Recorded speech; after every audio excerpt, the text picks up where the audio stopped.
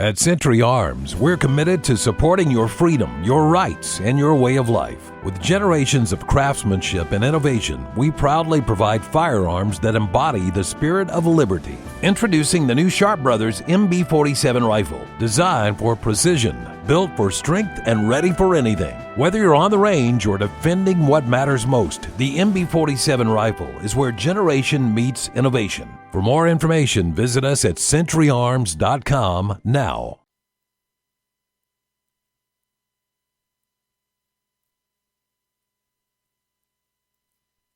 I have come here to chew bubble gum and kick ass, and I'm all out of bubble.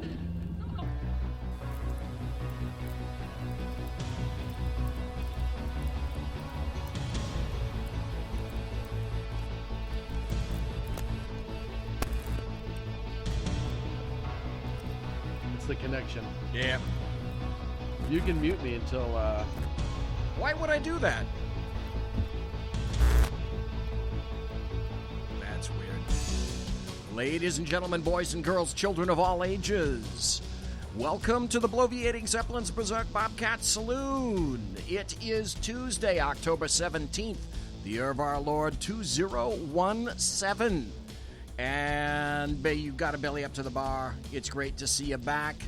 And we've kept your seat, as we have, we've kept the seat of another individual. We're going to have do something a little bit different tonight. But first, I have to tell you, that Fluffy is going to be a bartender tonight. He pours with the best of them, and the lava lamp is in fact lighted to my left, your right. And if you happen to be listening on YouTube, on the SHR Media channel on YouTube, you can watch there live. You can also watch live on the SHR Media Facebook page, Facebook Live, SHR Media, and also on Lone Star TV, courtesy of Dan Butcher. We don't water our drinks, just like we don't water our conversation, politics, religion, crime, culture, economics, race, sex, science, law.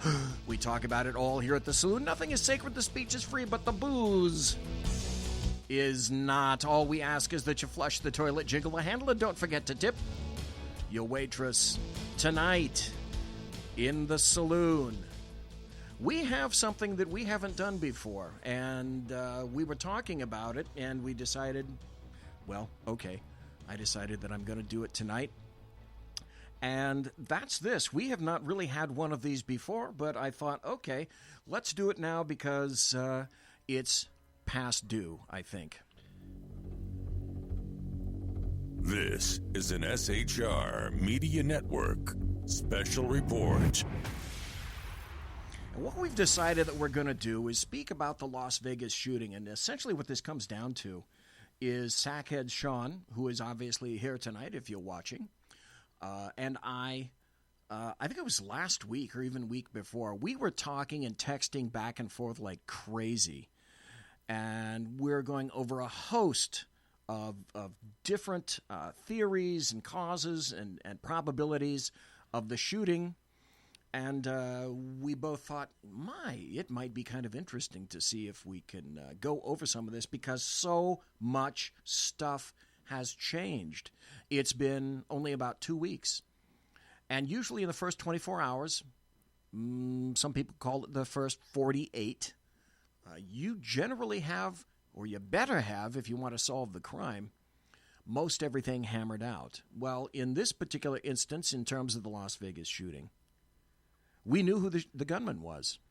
Well, we knew who the dead guy was on the carpet in the room on the 32nd floor of Mandalay Bay in Las Vegas. But after that, things got really squirrely to the point that both Shaun and I agreed, and we have some connections to law enforcement and know some people who know some people.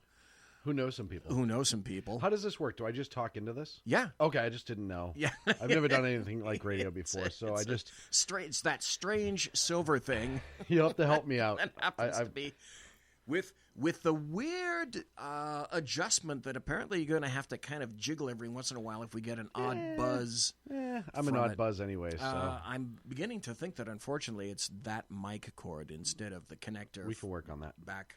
I can work on that. In any event, we have here tonight in the SHR Media studio, co-owner of the SHR Media Network, Shaun Lewis, and I thought it would be interesting to go over all of this. We started with so much stuff. Initially, it was odd because ISIS came out and said within 24 hours, they made a claim, and the Daily Mail, the UK Daily Mail, came out and said, this dude is linked to ISIS. Yes. And they were claiming responsibility and saying the gunman converted to Islam months ago.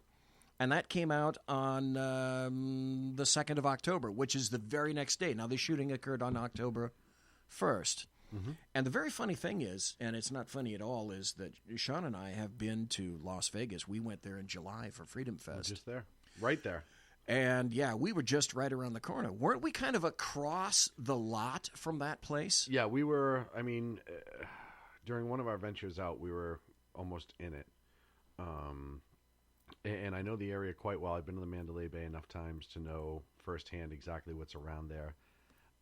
Amazingly, I was sober enough to also remember what was around there, which is always a very good sign, to say the very least. But, it's... First and foremost, BZ, thank you for having me this evening. Well, it's always a pleasure because we're going to hear you tomorrow night. But you mentioned the odd thing is that you're sitting in the wrong spot. I am so comfortable right now. So this was my original spot years ago. When we still had a producer, when Sako was still with us, I would sit here, and all I had to do was talk. And it's quite comfortable over here. It's nice on this side. I'm not going to lie for a second. I have my coffee. I brought cookies with me. I'm all set to go. I have my notebook out so I can actually take notes and write some comments for the show, which I used to do all the time. But obviously, as you're at the control panel, it is it's very difficult to do. You're busy over here doing a bunch of stuff. But I see you have Maui cookies. What are Maui cookies? Pepperidge Farm Maui cookies, and I bought these on a whim, and they're milk chocolate, sweet coconut, almonds, butter, and eggs and vanilla. And I'll tell you what. No chocolate chips? They do have chocolate chips. I said that earlier. Okay, yeah. all right. So, it's all right, old-timer. It's all right, buddy. We'll get you there. But I'll tell you what. You dip one of these suckers in a cup of coffee, goes down like butter. Butter? Like butter. It's absolutely freaking unbelievable. So we spoke about this. We saw, and we've done this twice now. This is twice that we've been to Las Vegas, and we've seen exactly when we went to Freedom Fest both times. Planet Hollywood was the first one, and what's the one with the Eiffel Tower? That's where the Paris. Were. The Paris. How appropriately named. Yes. And when you get a room in those places, you're in a tower. Yeah. And you can see how you can look right down on all the people, the pools, etc., because Las Vegas is nothing but one series of continuing towers. And you think about the perch that makes, and you can fully well understand why it is that this guy decided to choose what it is that he chose. But right off the bat, the funny thing was ISIS makes the claim out of that. But then the FBI came out and they parsed very carefully a response to that. And they said that they determined that there is no connection between the Vegas shooter and ISIS or international terrorism. Well, no connection. And then they later parsed that and said there. At Century Arms, we're committed to supporting your freedom, your rights, and your way of life. With generations of craftsmanship and innovation, we proudly provide firearms that embody the spirit of liberty. Introducing the new Sharp Brothers MB-47 rifle, designed for precision, built for strength, and ready for anything. Whether you're on the range or defending what matters most, the MB-47 rifle is where generation meets innovation. For more information, visit us at centuryarms.com now. There is no immediate evidence, no immediate connection or evidence. Right. And that's what they said. And I love the sound of this mic. I feel like I'm like totally retro 1950s nailing it. This is a great sound. I love this. But yeah. So we have the shooting incident, and after the shooting incident, obviously the first 8-9 hours, there's brief updates given. The first one was that the shooter was neutralized. The law enforcement response that I hate to say, that rigmarole, but you do. You know what they're talking about in the first 8-10 hours. They're talking about the response, people being treated, how many sick, how many injured, and the status of the perpetrator. That was standard. And by the time I was on the East Coast during the shooting, by the time I woke up the next morning, and you and Jersey Joe and everybody else, I'd already been asleep, so I didn't even know. So you start doing what we do, and we start immediately trying to find information. Jersey Joe, that night, Jersey Joe and I were texting back and forth for probably 4 or 5 hours. A good 2-3 hours. Yeah. Just back and forth about this, that, and the other thing, all sorts of theories and whatnot. Well, and what I love about Jersey Joe, I hate to say I love him in those type of incidents, but he and I did this with the Chelsea, New York bombings and some other incidents because of his medical training. He's great insight to have as to triage, what they might need for this, what they might need for that. How do we get those people help right away? He's just a bevy of amazing information. But by the time I woke up the next morning, they'd already released, hey, there's no obvious connection to ISIS or international terrorism. And I said, well, wait a minute. Okay, so there wasn't an ISIS flag in the shooter's room? Correct. There wasn't a letter said, haha, I was ISIS and I did this. But the fact that was released so quick, and look, when you go down to the Pulse nightclub shooter, the guy was inspired by ISIS, wrote a manifesto, everybody knew it, and they still said there was no obvious connection. So you can't go by what the feds say in the first 12 to 24 hours. And I know what they're doing. It's damage control, right? They don't want to have that huge backlash against an individual community, in this case the Muslim or ISIS community, because if they come out quickly and say, hey, this is ISIS, people are going to be pissed. And right, wrong, or indifferent, they may respond. I remember after 9/11, there were several incidents at businesses owned by people from the Middle East, even if they weren't Muslim, where people had kind of taken things into their own hands, appropriately or not. And I think after 9/11, the initial federal response is to try to downplay everything, let everybody calm, and then start to bring it back up and start to release slowly. So that's what they did in the first 12 to 16 hours. And I don't agree with it, but I understand it, if that makes sense. The funny thing was the message that came out from ISIS, which was so quick, said, the Las Vegas attack was carried out by a soldier of the Islamic State, and he carried it out in response to calls to target states of the coalition. The group's news agency, Amaq, said, in reference to the U.S.-led coalition fighting the group in the Middle East. Now, we know that for a fact back in May, I think it was, of this year, ISIS had already sent out warnings to ISIS elements or other people who were ISIS sympathizers in the United States, go to Las Vegas, make an attack. That was in public. That was reported. That was nothing new. Right. And then all of a sudden, boom, you get an attack in Las Vegas. Let me back up a little bit, and let me ask you a question about this. Well, and before you, and I hate to interrupt, but on that question, one of the things, too, that you have to keep in mind is just before the incident, there was some raving lunatic woman running around right at the event. Oh, yes. Yelling, you're all going to die. Yep. And again, can I start tonight by saying I'm not a tinfoil hat wearing person. I'm not a conspiracy theorist. If I were intelligent and if I were actually planning this thing, I would have had that video up and ready to go. But I just like to say that because at the it's beginning. on video. It is on video. So I'm not a tinfoil hat wearer, but this is going to, that woman, and I want you to remember that when we start talking about the receipt at the hotel, because that's something that I want to kind of tie those two together. But please, go on with your thought. Sackhead Shaun doesn't wear tinfoil hats. Go on. However, with this caveat, and the reason that I wanted to have the show tonight and the reason that you were kind enough to acquiesce and come on is there is almost nothing commonplace about this shooting. Just when you think that it's going in one particular direction, it takes a turn. And so in my history, I have not had a case myself personally so incredibly bizarre as this one. And you can make, if you take each one of them individually, you can make a fairly decent case for, well, this really doesn't mean anything. Right. But what you do is you attempt to identify a pattern or a trend in law enforcement from the beginning to wherever it is. You just let the evidence take you wherever it is going to go, and you just follow along with it. Right. There is almost not one aspect of this that is standard. It seems as though day by day something different happened that threw a monkey wrench into it, and the investigation took a different turn. Yes. In terms of Timelines.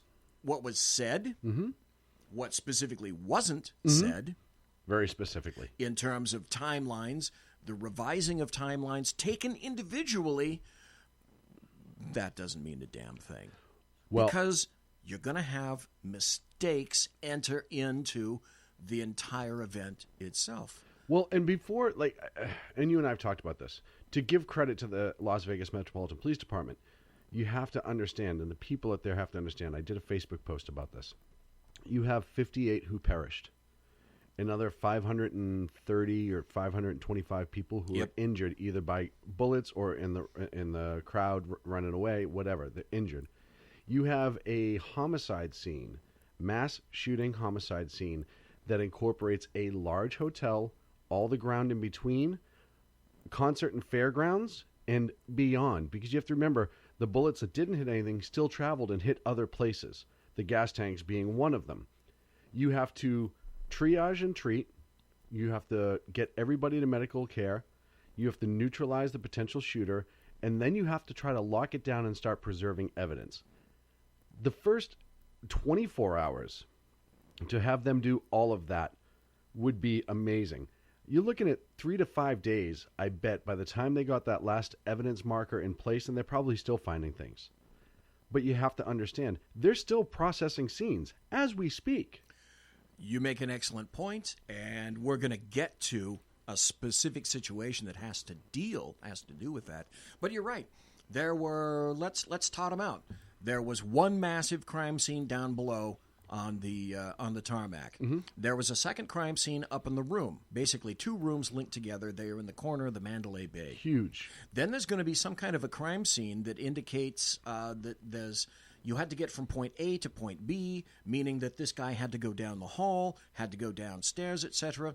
So now you've got another element, which is all the massive amounts of video Yes. that must be in place there. Then you've got the crime scene at this guy's house in Mesquite, Nevada. The vehicle first. Then he got the vehicle. and the vehicle. So that's which 6 had explosives or 7. in it, and that changes how you approach the vehicle to process. Yep. And then, that's 6. Then there was the crime scene in Mesquite, Nevada at his house. Then the crime scene at what they called Reno, but I think is actually Verdi, Yeah. Nevada, which is west of Reno. Right. It's right up there. It's on Interstate 80. So now you've got 8 separate crime scenes. At Century Arms, we're committed to supporting your freedom, your rights, and your way of life. With generations of craftsmanship and innovation, we proudly provide firearms that embody the spirit of liberty. Introducing the new Sharp Brothers MB-47 rifle, designed for precision, built for strength, and ready for anything.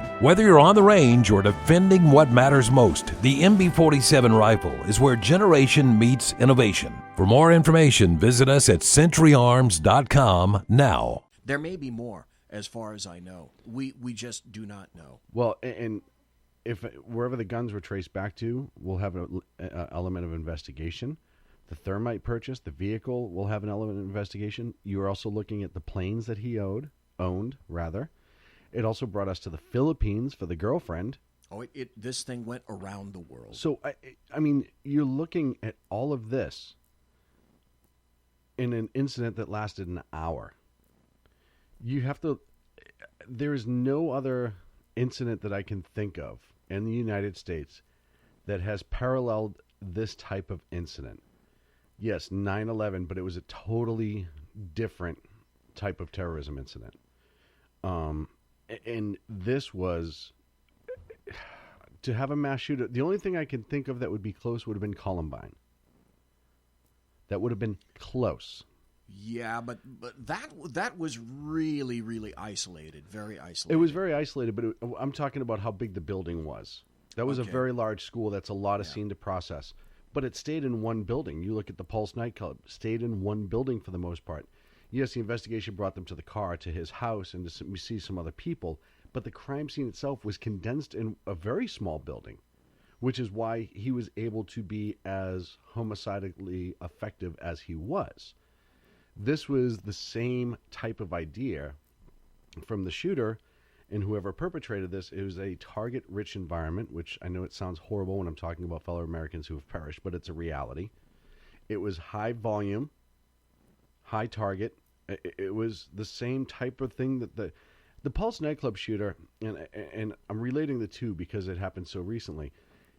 He may have had a manifesto against LGBT, gay, and lesbian communities. Maybe he did. But he chose to do it in that bar because there was a lot of people in a very condensed area with minimal protection. And he knew it. He'd scoped it out. He'd been there before.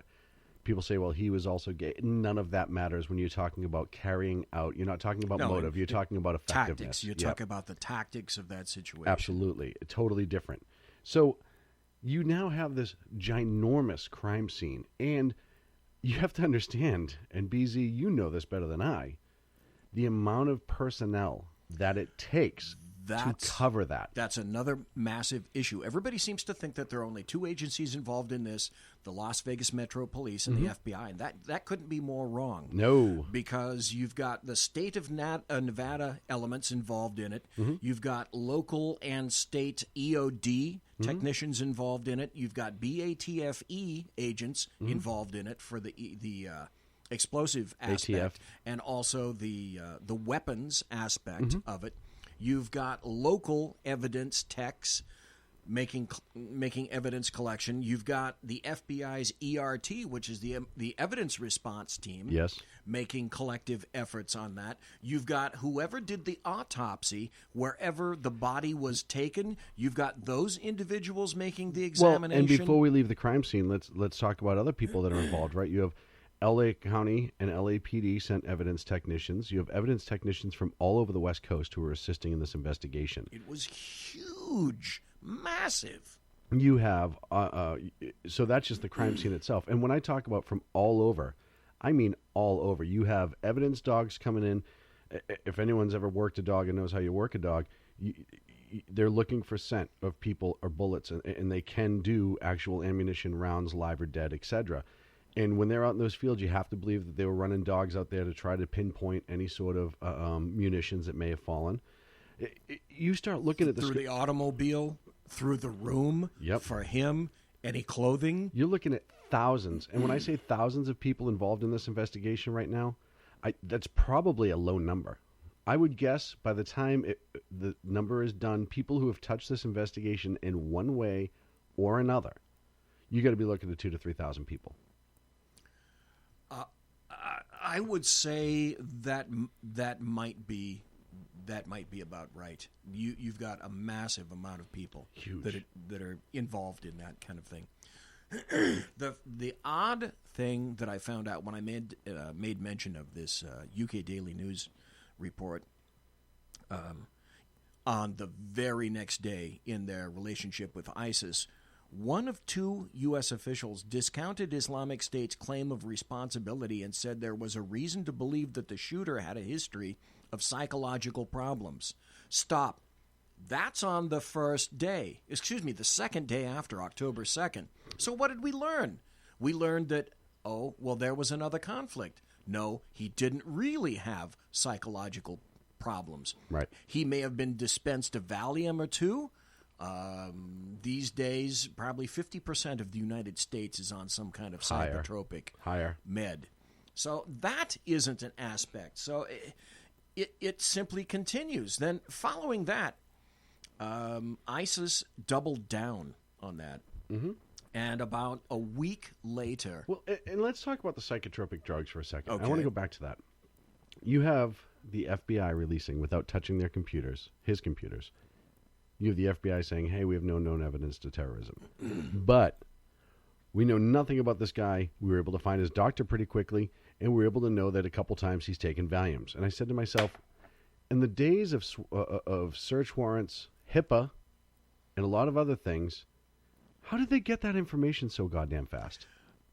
We're going to go into a whole bunch of aspects like that. But the problem is the conflicts don't stop. Right. They keep going. Just when you think that you're going in one particular direction, you discover that it's a blind alley, that there's conflicting information.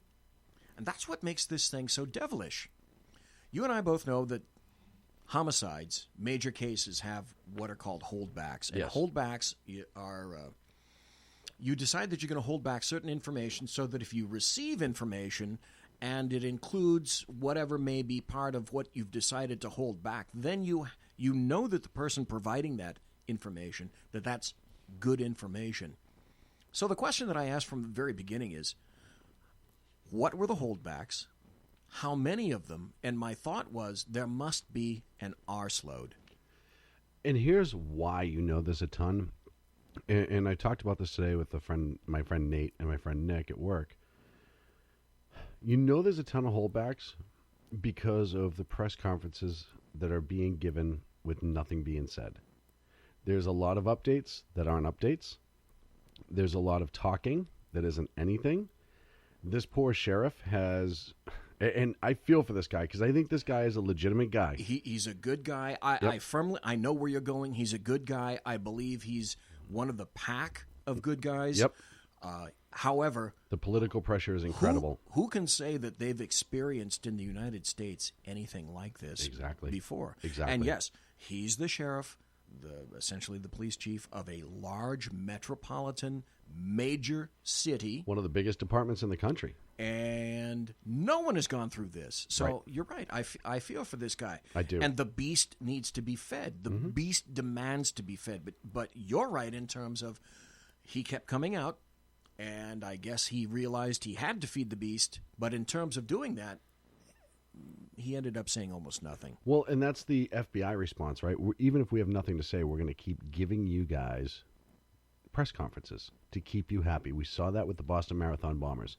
And look, if you go back, and I know we're up against a break, and I know we're going to go down this road, but if you go back and you watch any documentaries or the Boston Marathon movie with Mark Wahlberg, you'll know that they have information that they're acting on. At Century Arms, we're committed to supporting your freedom, your rights, and your way of life. With generations of craftsmanship and innovation, we proudly provide firearms that embody the spirit of liberty. Introducing the new Sharp Brothers MB-47 rifle, designed for precision, built for strength, and ready for anything. Whether you're on the range or defending what matters most, the MB-47 rifle is where generation meets innovation. For more information, visit us at centuryarms.com now. That nobody knows about. If you remember any of the documentaries, they were going after White Hat and Black Hat. They're trying to figure out those guys. 2.5 days before the rest of the world knows those guys existed. Right. The other thing that's different, and I know we're going to get into this at some point, but I want people just to kind of roll this around. We talk about how many people are involved in this investigation. There's no leaks. That tells you the capacity. The capacity. That gives you, that lends credence to a whole bunch of stuff, any number of doors that you could open. Oh, yes. And you slam them open right now. And here's another thing. We were talking about the FBI. We were talking about ISIS. There was a guy in Special Agent Rouse of the FBI. And again, that second day where the FBI said, no, there's nothing. This is not ISIS. Right. Then this guy says in a statement, and again parses very carefully, says that the Bureau has determined to this point there is no connection to an international terrorist group. If that isn't parsing, Very specific words get chosen. I don't know what is. Very specific words are chosen. No known link to international terrorism groups. different than international terror and international terrorism groups. And you could say, well, how? And Because he may not have a card being carried that says ISIS on it. yes. But that doesn't mean, and I'm not saying he is yet. I'm not having that conversation right now. But that doesn't mean that he hasn't pledged himself to a cause. They did not say isn't radicalized. Yes. They said groups, and Yes. they said absolutely nothing about an individual. Absolutely. Folks, we're going to take a break. Be right back. You're listening to the SHR Media Network. It's the Bloviating Zeppelin's Berserk Bobcat Saloon. Don't go away. Conservative media done right. You're listening to the SHR Media Network. Hey, it's Shaun from the Sackheads radio show. Also one of the owners here at the SHR Media Network. Are you opinionated? Have you ever wanted to do your own show? Have you ever heard somebody like the Sackheads and go, yeah, I could probably do that better? Well, now's your chance. Send me a 5-minute clip at sackheadsradio@gmail.com, and maybe you can be part of the SHR broadcasting team. sackheadsradio@gmail.com. Times are dark. The people are misled by corrupt politicians, lied to by establishment media, and deceived by the false messages of Islam. A nation looking for direction needs a guide. It needs a man with a cane. I'm Dave Milner. Join me on Spreaker, SHR Media, Pundit Press Radio, and YouTube through the SHR Media page for a different kind of commentary on the unpleasant blind guy. Because the truth is not always pleasant. In a world controlled by corrupt politicians, You got a business. That you didn't build that. a team of ordinary men emerge from the ashes to give voice to the voiceless and hope to the hopeless. Sackhead Shaun. Dude, I'm not saying calf for the stupid promo. Sackhead Clint. All good friends of ours usually show up drunk. Also starring Sacco as the producer. I'm a little bit drunk, 'cause I'm drinking. They are the Sackheads Radio Show. Every Wednesday at 8 p.m. Pacific on SHRmedia.com. The Bloviating Zeppelin. He's big-footed enough radio shows to last a lifetime, courtesy of Shaun, Clint, Ken, and Jersey Joe. Now it's time for him to waddle on his own 2 feet via the glorious SHR Media. Gird thy loins for the Bloviating Zeppelin's Berserk Bobcat Saloon. Coming soon to Ossicles near you. Excelsior. Conservative media done right. You're listening to the SHR Media Network.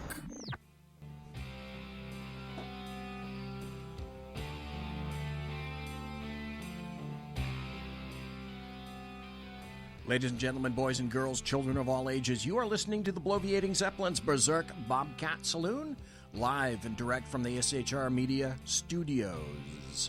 Not far from the Bill Mill, the belly of the beast, behind enemy lines in occupied California. We're talking about the Las Vegas shooting tonight, and there's so much to talk about. We were initially talking with Sackhead Shaun, co-owner of the SHR Media Network, about ISIS, and one of the first things that came up, and how the various people that are involved were parsing the crap out of the information that that was coming out. Then the Islamic State came back and doubled down and said that they claimed Stephen Paddock had converted to Islam 6 months ago.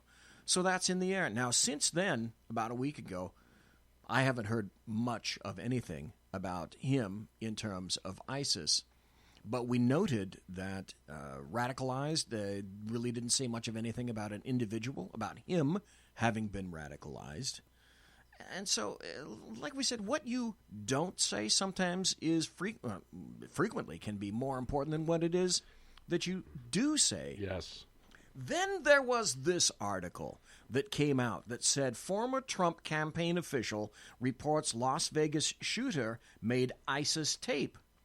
Now that was, 5 days later, almost a week later, says authorities not revealing link to terror group. This is by Paul Joseph Watson. And the story went, a former Trump campaign official is making an extraordinary claim. He leaked information from within the White House that Las Vegas massacre gunman Stephen Paddock made an ISIS propaganda tape, and that authorities are refusing to reveal that the mass shooting was a terror attack. Stop. Shaun, I got to ask you. Mm-hmm. Very little has come out. What has come out has been extremely conflicting. Let me throw a what-if situation at you. What if it turns out that this guy became radicalized under ISIS? Okay, so when you ask me that question, are you asking me... And that's 15 days ago. Are you asking me because it hasn't been released yet, or... I'm asking you what you think the reaction in the United States would be if it's discovered that was true. Horrific. And here's why. And further, that they'd been sitting on that information for 15 days. Yes. And you know, I get it to a point, and everyone can say, well, what do you mean you get this to a point? This is, how could you say that?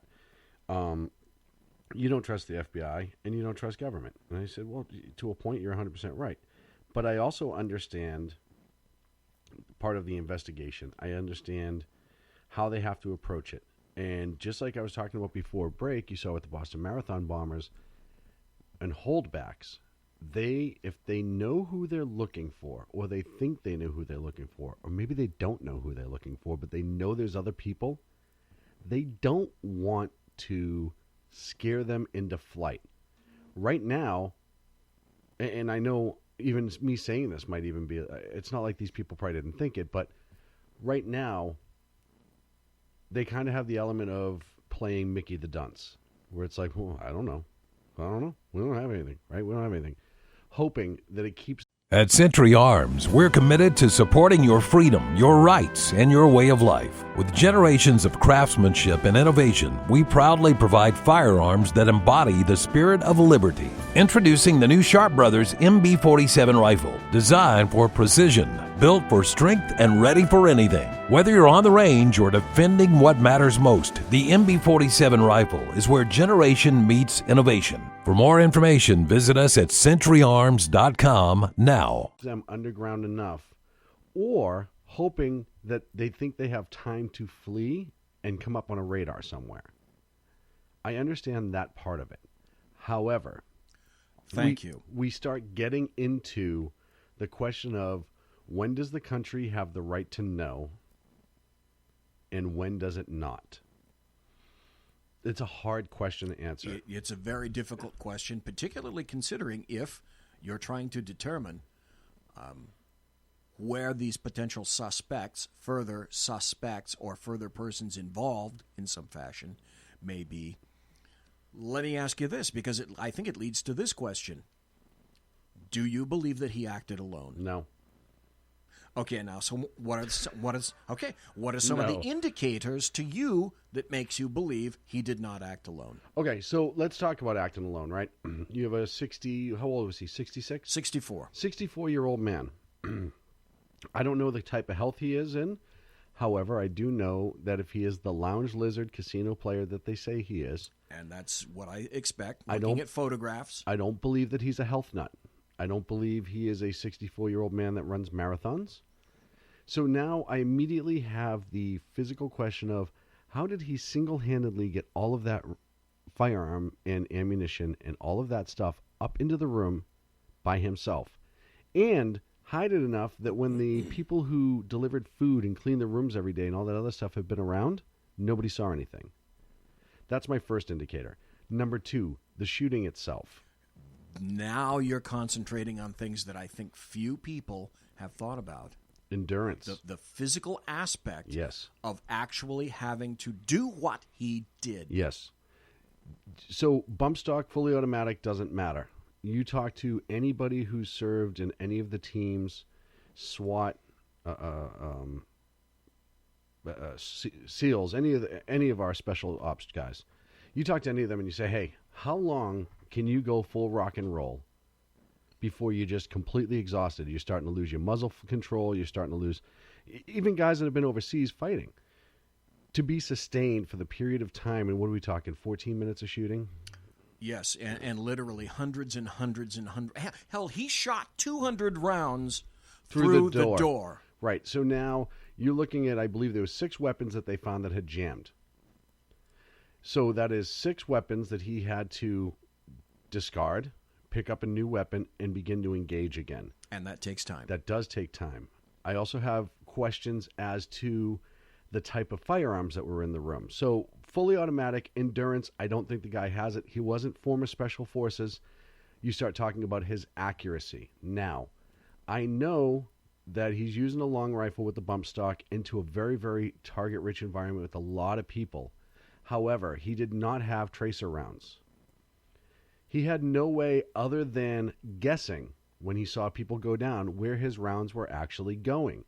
We know that on that piece of paper, he may have his dope worked out, right? He may have his windage, his droppage, his distance, all that other stuff. And that's the information that I have about that paper. It didn't have anything to do with the suicide note. It had calculations, mathematical calculations. And Paddock was a smart man when it came to numbers. He was Correct. a smart man, and I have a feeling he was one of those people who was probably extremely intelligent, and it was almost scary. But he worked out his numbers. Okay, that could have been anybody, and I'm not downplaying those who have been trained by snipers or understand dope, windage, and droppage. The reality of the situation is that takes a different set of skills than just Googling, etc. So you look at that. You look at the endurance it takes, how heavy the equipment was, prepping for the attack. He had food delivered a couple hours prior. And now he set up 2 nests, as they're calling it, platforms, set up all of his firearms where he wanted them, set up all of his spare magazines where he wanted them. But for a guy that organized the room so well, which he would have had to have in order to be that effective and put that much fire down suppressed for an expressive fire for a consistent amount of time with 6 jams to be able to drop, pick up another one, and go again. The room was a mess from the pictures that we've seen. There were guns strewn all over the place. Now, it's not to say that after one jammed, he wasn't just throwing it behind and pick up another one and go, but it just doesn't suit who he is. He was a very meticulous person from everything that we know. Well, you're doing the logical extension. You're looking at the situation, you're looking at the photographs, and you're trying to figure out how it is that he organized this. So the first question that I had is, okay, 2 broken windows, apparently used a hammer to do that. I think a 3-pound sledge is what I read. If you're one individual, why would you need a second window? But that's, so I'll give credit, if we're going out Unless... the single shooter theory, though, you're a smart man, as he is. And I'm going to stick with the single shooter theory for Paddock. Okay. You know that once you start cooking off that much ammunition in a room, you're going to have smoke filling that room. That's right. So, and if you're already working out your windage, your drop, and all that other stuff, you have to think ventilation. Because if he's single window out, the room's going to fill with smoke to the point that he's going to be choked out. So you break another window, you now have ventilation. If anyone who's been in the desert knows that there is a constant breeze all the time that's going, that's going to ventilate the room if you're going single shooter theory. Well, the other thing is that you could make an excellent argument for he had a second window because he had a cache of weaponry at the one window set up prior. He had a cache of a second cache at the second window so that when because here's the other thing, when you fire weapons in a semi-automatic or even a fully automatic or a bump stock fashion, they're going to get warm really quick. Yes. And you're going to have to place them down and maybe go from this window over to the second window. Or fire those, let those cool, go back to the second window. But now you're running up and down this hallway, and if you look at how big this room was, 64-year-old man. Thank you. You're now starting. Okay, so let's argue that he was smart enough to try to set up like a pincer move, right? Like he's trying to get fire on the right, fire on the left, keep everyone kept in the middle, right? Let's say he worked that out. That takes a hell of a lot of running. While you're running all this trigger time, while you're manipulating weapons, your adrenaline alone from conducting this sort of attack is through the roof. No matter how you've practiced, and now they realize that he's practiced in the desert, just like I said. The state of Nevada is one big damn gun range. Right.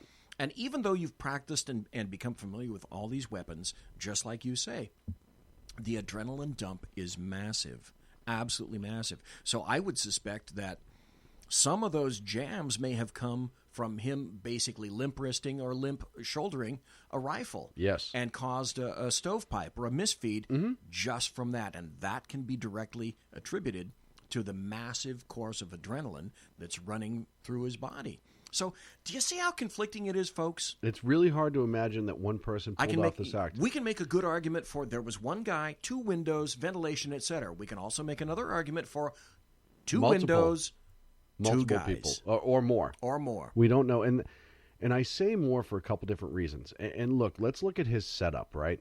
If you're a single individual, you have no intention of leaving that room, you are going to commit suicide as soon as you are contacted by law enforcement, which, if you go off of how he died, that was his plan, right? Why would you not barricade the doors out? Well, you have the endurance to run up and down hallways.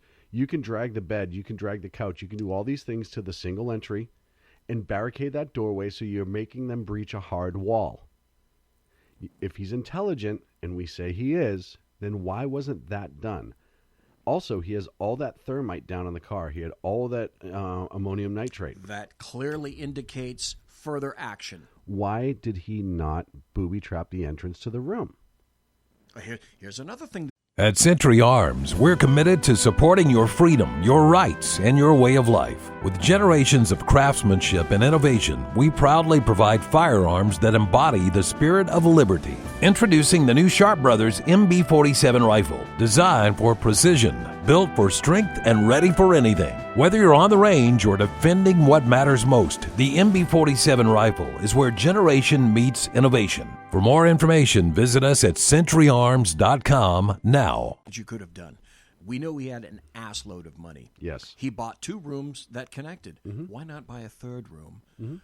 Don't break the window of that room. Use that room to make an escape point down. He should have had an escape point already pre-planned. If he was going to escape, that was his goal, and evidence seems to indicate that was his goal. If he was going to escape, or if the plan was escape, why did he screw the door shut? The hallway stairwell door. Now, anyone with half a brain has to know that when you're 37 stories up, 32 stories, law enforcement isn't coming all the way up the stairs if they can avoid it. They're going to get on the elevator, the service elevator maybe, and they're going to come up probably 2 or 3 floors shy and then come up the rest of the way on the stairs. So when you screw out that door, yes, you're going to force them to that other side. Maybe if they can't breach that outer door from the stairs into that hallway, if they can't breach that door, they're going to go around. But you've also, if your plan was to go mobile at 64 years old and pulling off this attack, if your plan was to go mobile afterwards, why would you screw shut the only quick way out of your room? And again, these are continuing conundrums that befuddle everybody. Everybody. And this is the problem I have with this, right? You're starting to put all of this on a single individual. Front to back, start to finish, inside and out. It is just highly unlikely to me that a single individual could pull this off. Now, the timeline changed. We know that when the security guard made contact with that door, 200 rounds were put through. Jesus Campos took a round in the leg, got onto his radio, allegedly notified his security personnel, and SWAT was notified then. And they hadn't responded yet because he hadn't fired a shot out the window yet. So the people down below, nobody else except for people on that floor, knew that there was a shooting in progress. After he shot the security guard Campos, that's when he activated the rest of his plan and took action on the Aldine concert. So you have to start looking at timelines. Why would he waste a shot going through the door at the security guard?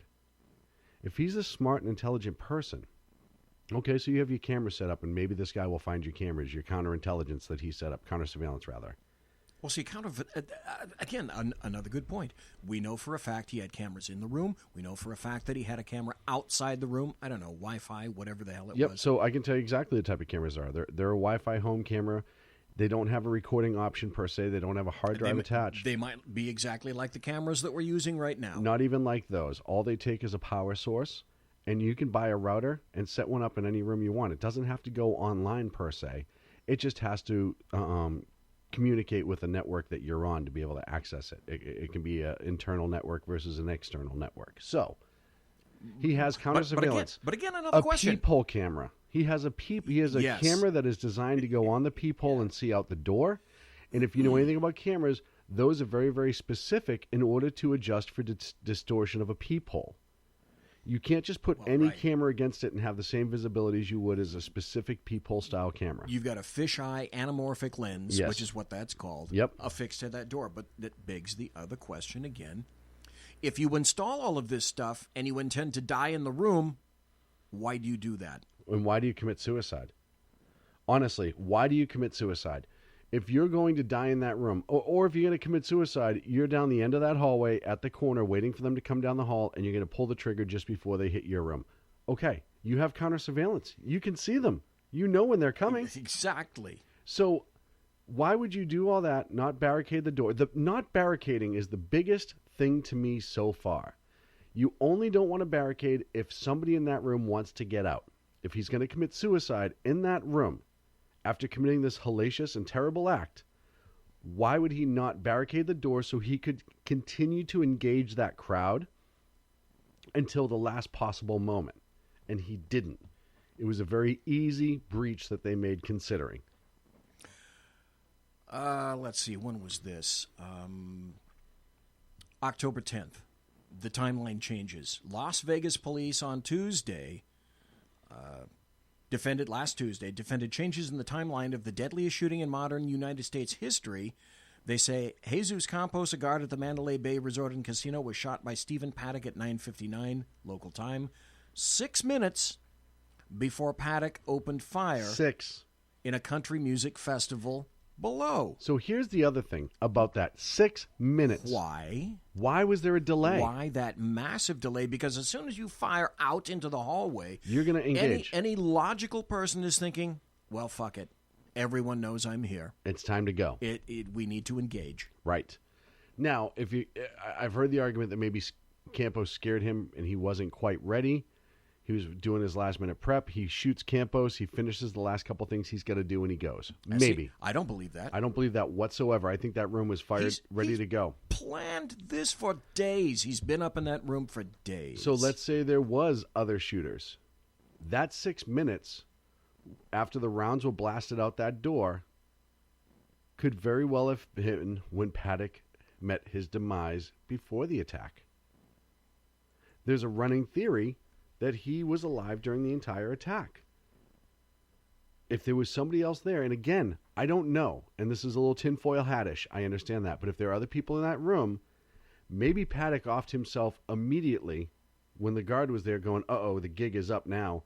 Maybe he did kill himself right away.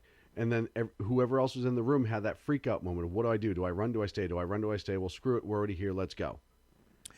You sent me an audio cut that originally was 18 minutes long. Yes. And then I took that to Camtasia and I recorded it because I found that the day that you sent that video to me, it went bye-bye. The original uploader, whoever the hell it was, took it down. Yes. Then it appeared again. You found it.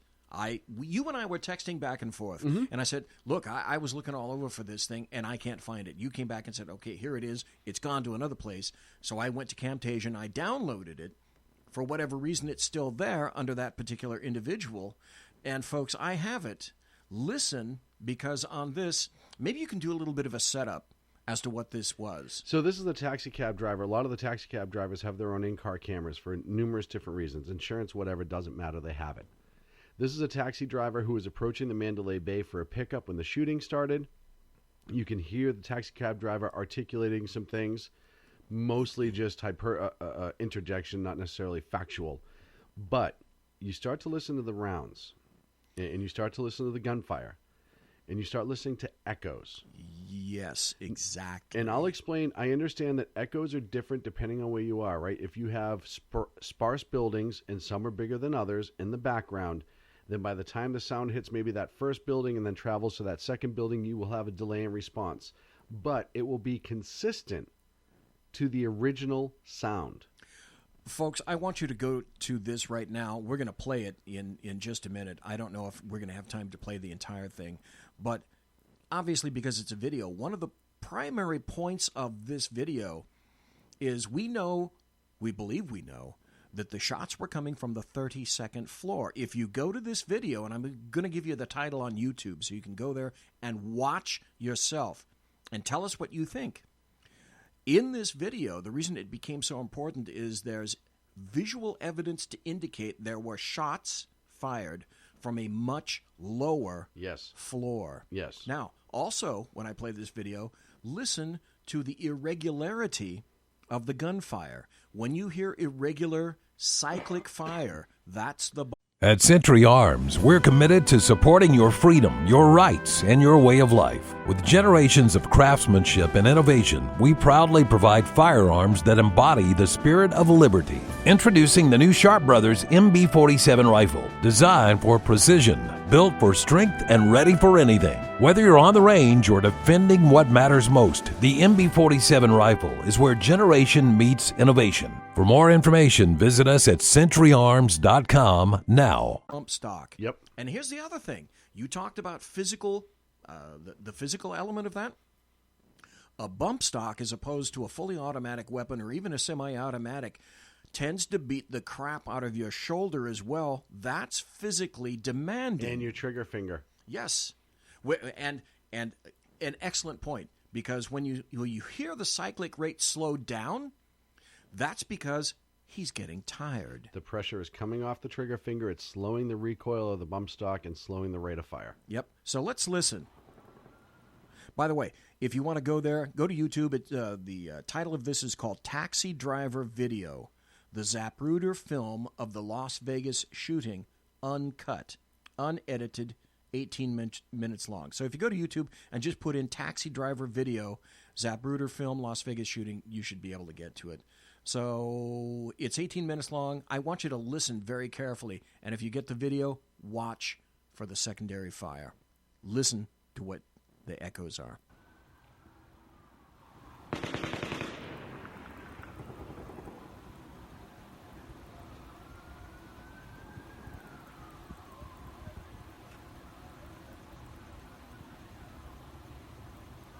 And again, this is taken from the interior of a taxi.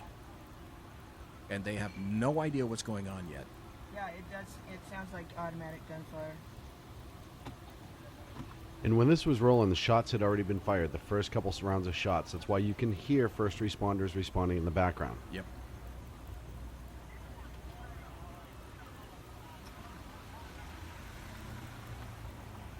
Now, as the taxi driver, as she's recording this...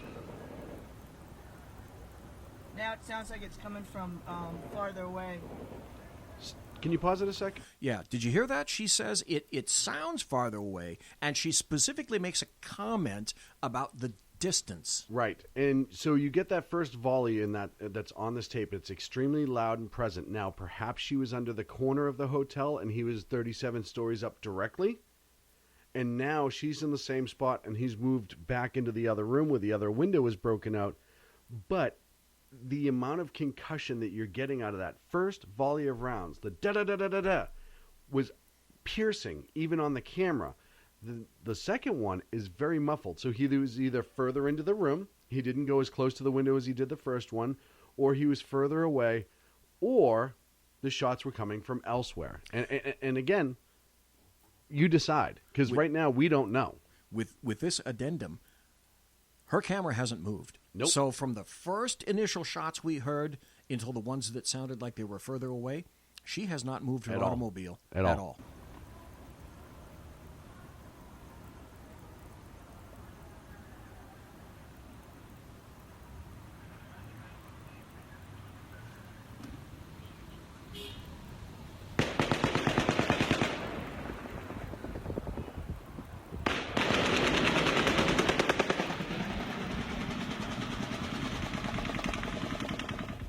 Okay. Close. Damn close. And she's starting to move now. Right. Here's the other thing about that. You start talking about the echo of the buildings. Sound travels very slow in comparison to light. Sound is slightly faster than smell.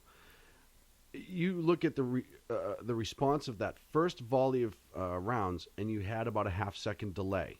Now you have overlapping rounds, almost instantaneous in this specific volley of rounds.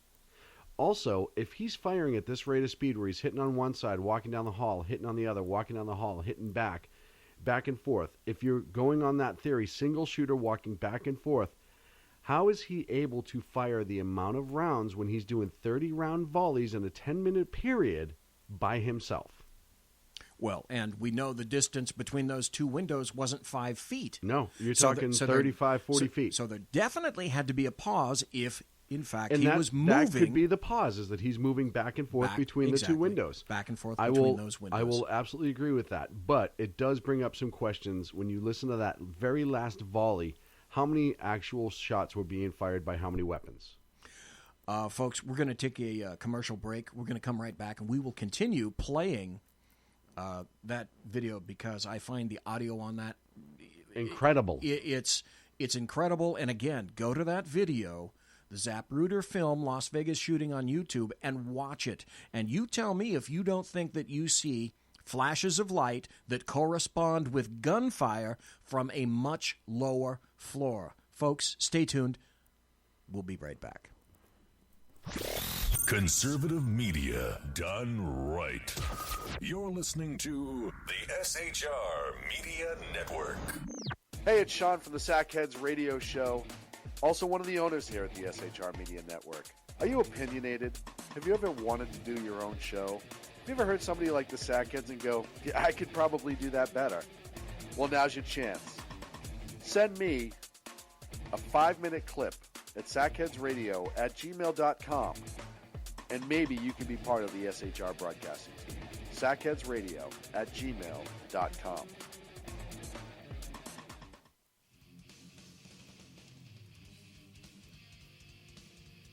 Beware, the Jersey Takeover is here. Every Monday through Friday, 9 p.m. to 11 p.m. Eastern Standard Time, you can catch Reaver Common Sense Show hosted by Jersey Joe, right here on SHRmedia.com. Only Jersey can deliver hell like no one else.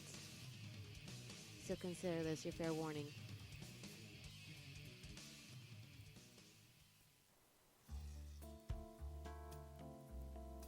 Human by race, Christian by faith, American by nationality, and conservative by choice.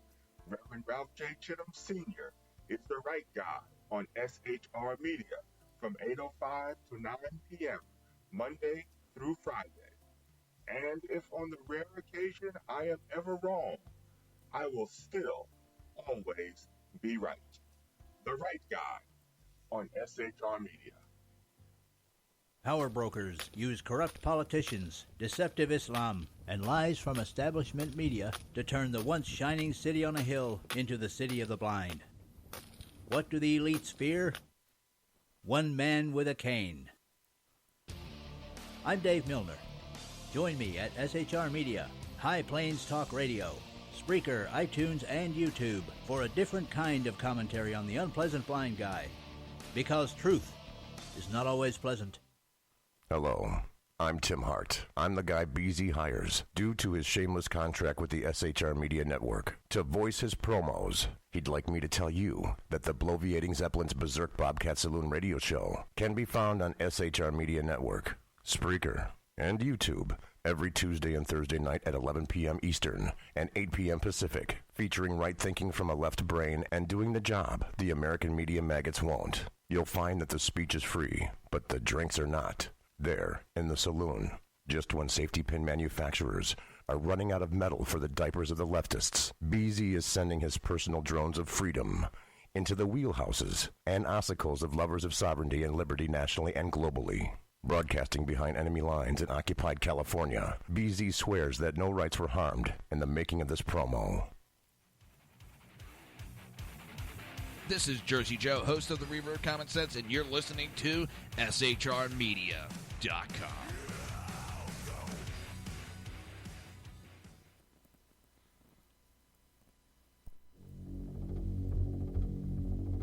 This is an SHR Media Network special report. Ladies and gentlemen, boys and girls, children of all ages, you're listening to the Bloviating Zeppelin's Berserk Bobcat Saloon. It's Tuesday, October 17th, the year of our Lord 2017, and we are encountering an SHR Media special report. Sackhead Shaun and I are speaking, and have been up to this point all night, about the Las Vegas shooting. We were listening most recently to a video, and I gave you the location of where it is. I want you to listen to it on your own and also watch the video on your own. Let's continue listening, because there appears to be not only aural, A-U-R-A-L, discrepancies in this, but also visual discrepancies if you go and watch the video. Taxi driver video, the Zapruder film of the Las Vegas shooting, uncut. There was also a video that was circulating around the day afterwards, or a picture rather, that showed up on Twitter and Facebook. I tried to link it to you. I could never find it again. That was a faraway view of the Mandalay Bay that showed either a shadow or potentially a different window that was not in place on the lower floor. You told me about that, and I have never seen it since. We both I've looked for it like crazy. I understand the amount of work it takes to replace one of those windows. I understand that the fact that it would just happen and nobody would realize it would be pretty obscure. But I did see the photo. I don't know when it was time dated, but I can tell you it was further enough away that you could see the 37th floor and the two windows broken out the Paddock's room. And it looked like another window on the 4th floor. I understand that my tinfoil hat is shining brightly right now, but I'm telling you what I saw. The problem with that is that on social media, things come and go, which is another clue. When you see something that you think is significant, you better snag it while you can. We're continuing with the sound.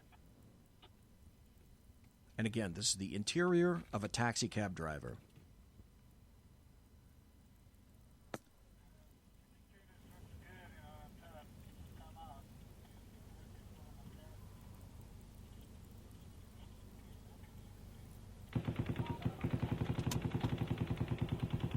Something's going on. Now, do you hear the difference, folks, in the cyclic rate? Whoever is shooting, they're using a bump stock right now because the cyclic rate is not consistent. That's how you can tell. It goes a little faster, a little slower. That is not a fully automatic weapon. And also, where's the echoes now? I'm not sure why people... Bingo. Bingo. Now, she has moved. She has moved. She has moved the automobile. So depending on where she is, you might get some acoustic differences. Mm-hmm. But why are they so massive? People aren't running, but there's a security guard. What is he doing? You know, for there being gunfire, sure doesn't seem like people are running. This is the other thing that I found. Oh, shit. Seriously, I don't know what's going on. Now, again, did you hear the cyclic rate slow down towards the end? Because whoever's pulling the trigger is getting tired. That's a human element now. Well, and also the size of the magazines. These are easy 50-round magazines. However, we're up to, 3 or 4 magazines so far, it sounds like? I don't know specifically, but just given the... At least. I don't imagine that he is, unless it's a jam, I don't imagine that he's dropping a weapon or reloading with ammunition still left in it.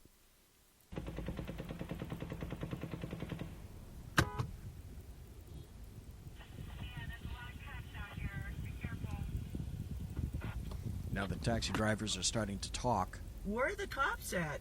I'm right here by the porch at Mandalay Bay, and everything just seems to be normal here.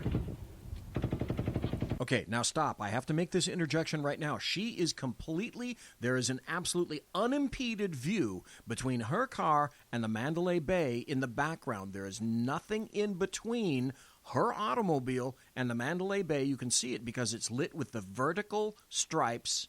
There's nothing to interfere with that. Did you want to say something? Nope, go ahead. Okay.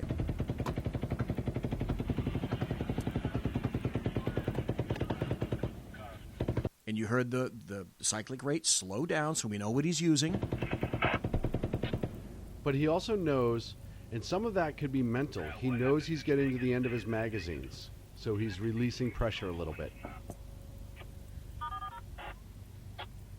I'm also looking to see at what point we're going to be in a position so that she captures flashes of light.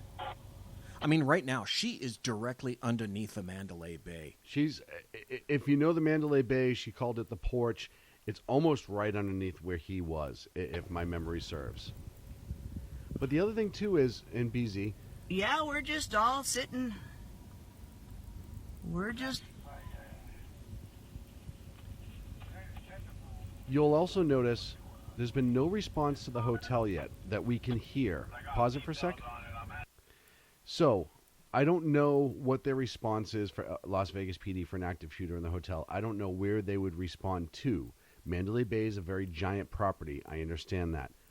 But, and I also know the shooting's coming out of the front, so law enforcement most likely will not enter through the front of the building, fear of getting shot from the top to bottom.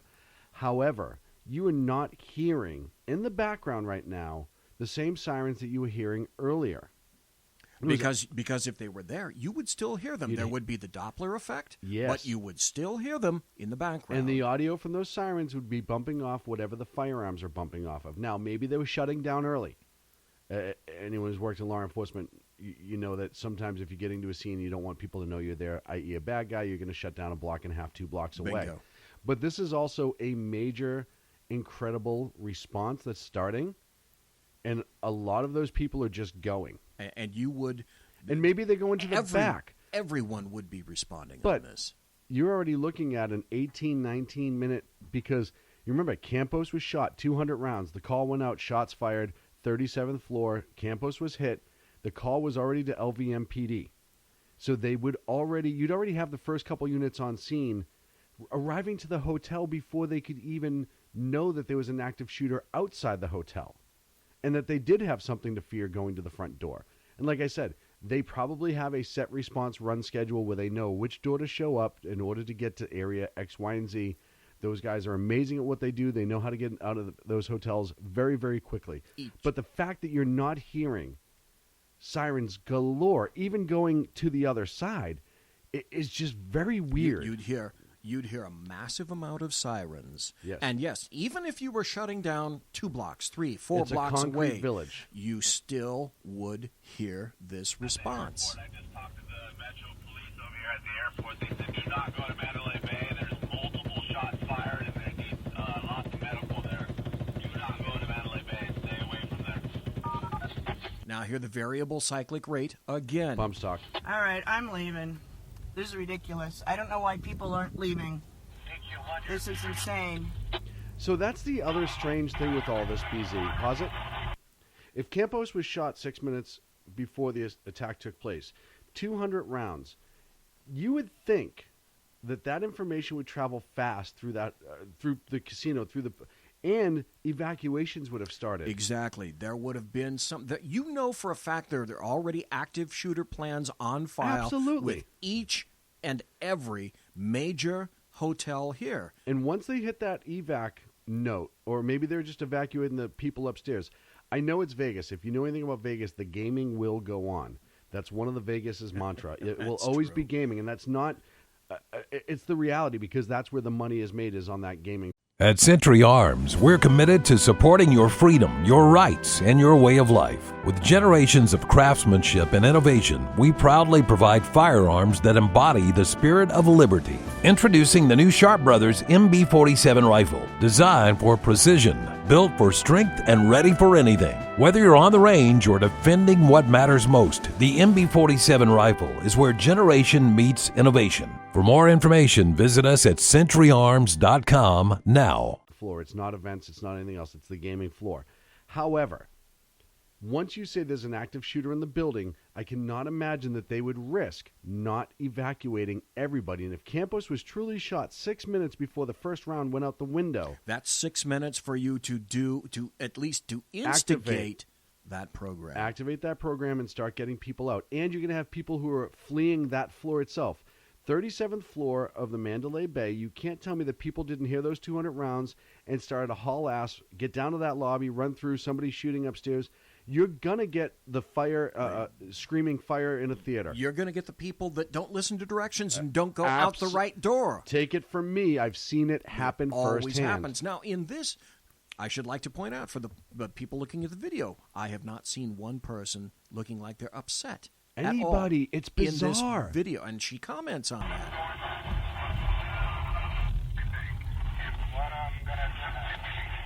Everybody's just standing around. It doesn't seem like anybody's moving. Now, she's near the taxiway, the taxi stand for the Mandalay Bay. Like it's coming. What happened, Mandalay Bay driver? What happened? Full shots fired. They don't even know the details yet. I just talked to Metro over here at the airport. They're still getting the details, but there's multiple injuries. You guys, there's a shots fired. That's all they're telling me. They're not telling me anything other than that. They just said stay away from there. They're shutting the whole place down. Now, all during that, not one shot. Yeah. Still no shots. You're going on like 2 minutes. This is crazy. I don't know.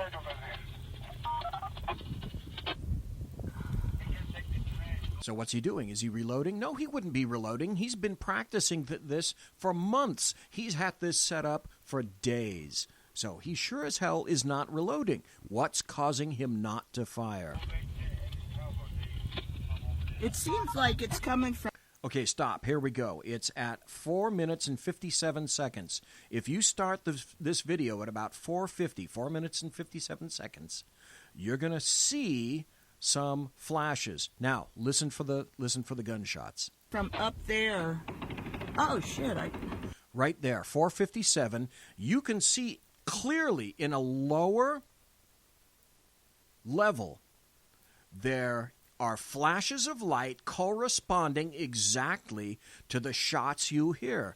Now, I say to you folks, watch this video and you tell me that I'm a gibbering idiot because I don't believe so. Let's listen to it again, right around 4:50, 4:57, somewhere right around there. Let's ooch this up just a little bit and listen.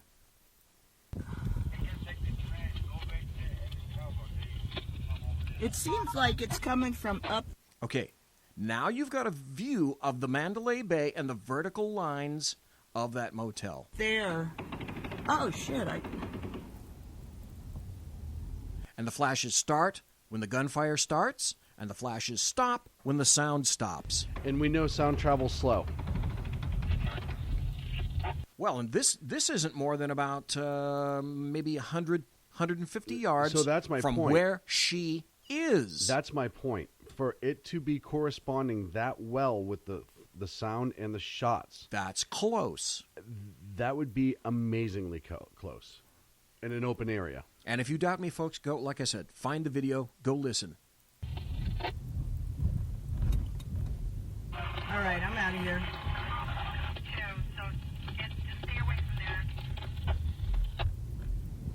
Now, you can listen to the rest of it. It's 18 minutes long. It goes on and on and on. But I think we've made our point. And I got to give the cab driver credit at this point. One of the things that gets missed about this video is she actually now starts picking up people and driving them to the hospital. If you watch further in the video, and I think that's the same video, where a couple people jump in her cab and she gets them to the hospital. And I think I read something about her that she actually made a couple trips back to help. Oh, God bless her. I did not hear about this aspect. Now, here's a cut that I'd like to play from Fox News from retired Lieutenant Colonel Tony Schaefer. And he weighs in with regard to who could be responsible for this. Tony? Kathy Griffith fake beheading the president, things like this, I think, are what's pushing a lot of folks to believe now that somehow violence is an acceptable piece of their politically justified. Exactly. Well, we will see. I mean, it's an. Okay, wait, went too far. Let's back this baby up. Here we go. He's been in contact with sources in law enforcement. Tony, good evening. Hey, good evening. To see you tonight, as Thank always. you, What do you make of this today, given what we now know? Well, look, I think it's shaping up to be a very deliberate act of terror. This is beyond dispute. The question becomes motive. Everybody seems to be searching for a motive. Martha, I would argue most of the clues of the motive is right in front of us. First off, this individual parallels in many ways by age and by predisposition of being unstable. The shooter who attacked Congressman Scalise back in June, the Hodgkinson attack, very similar age.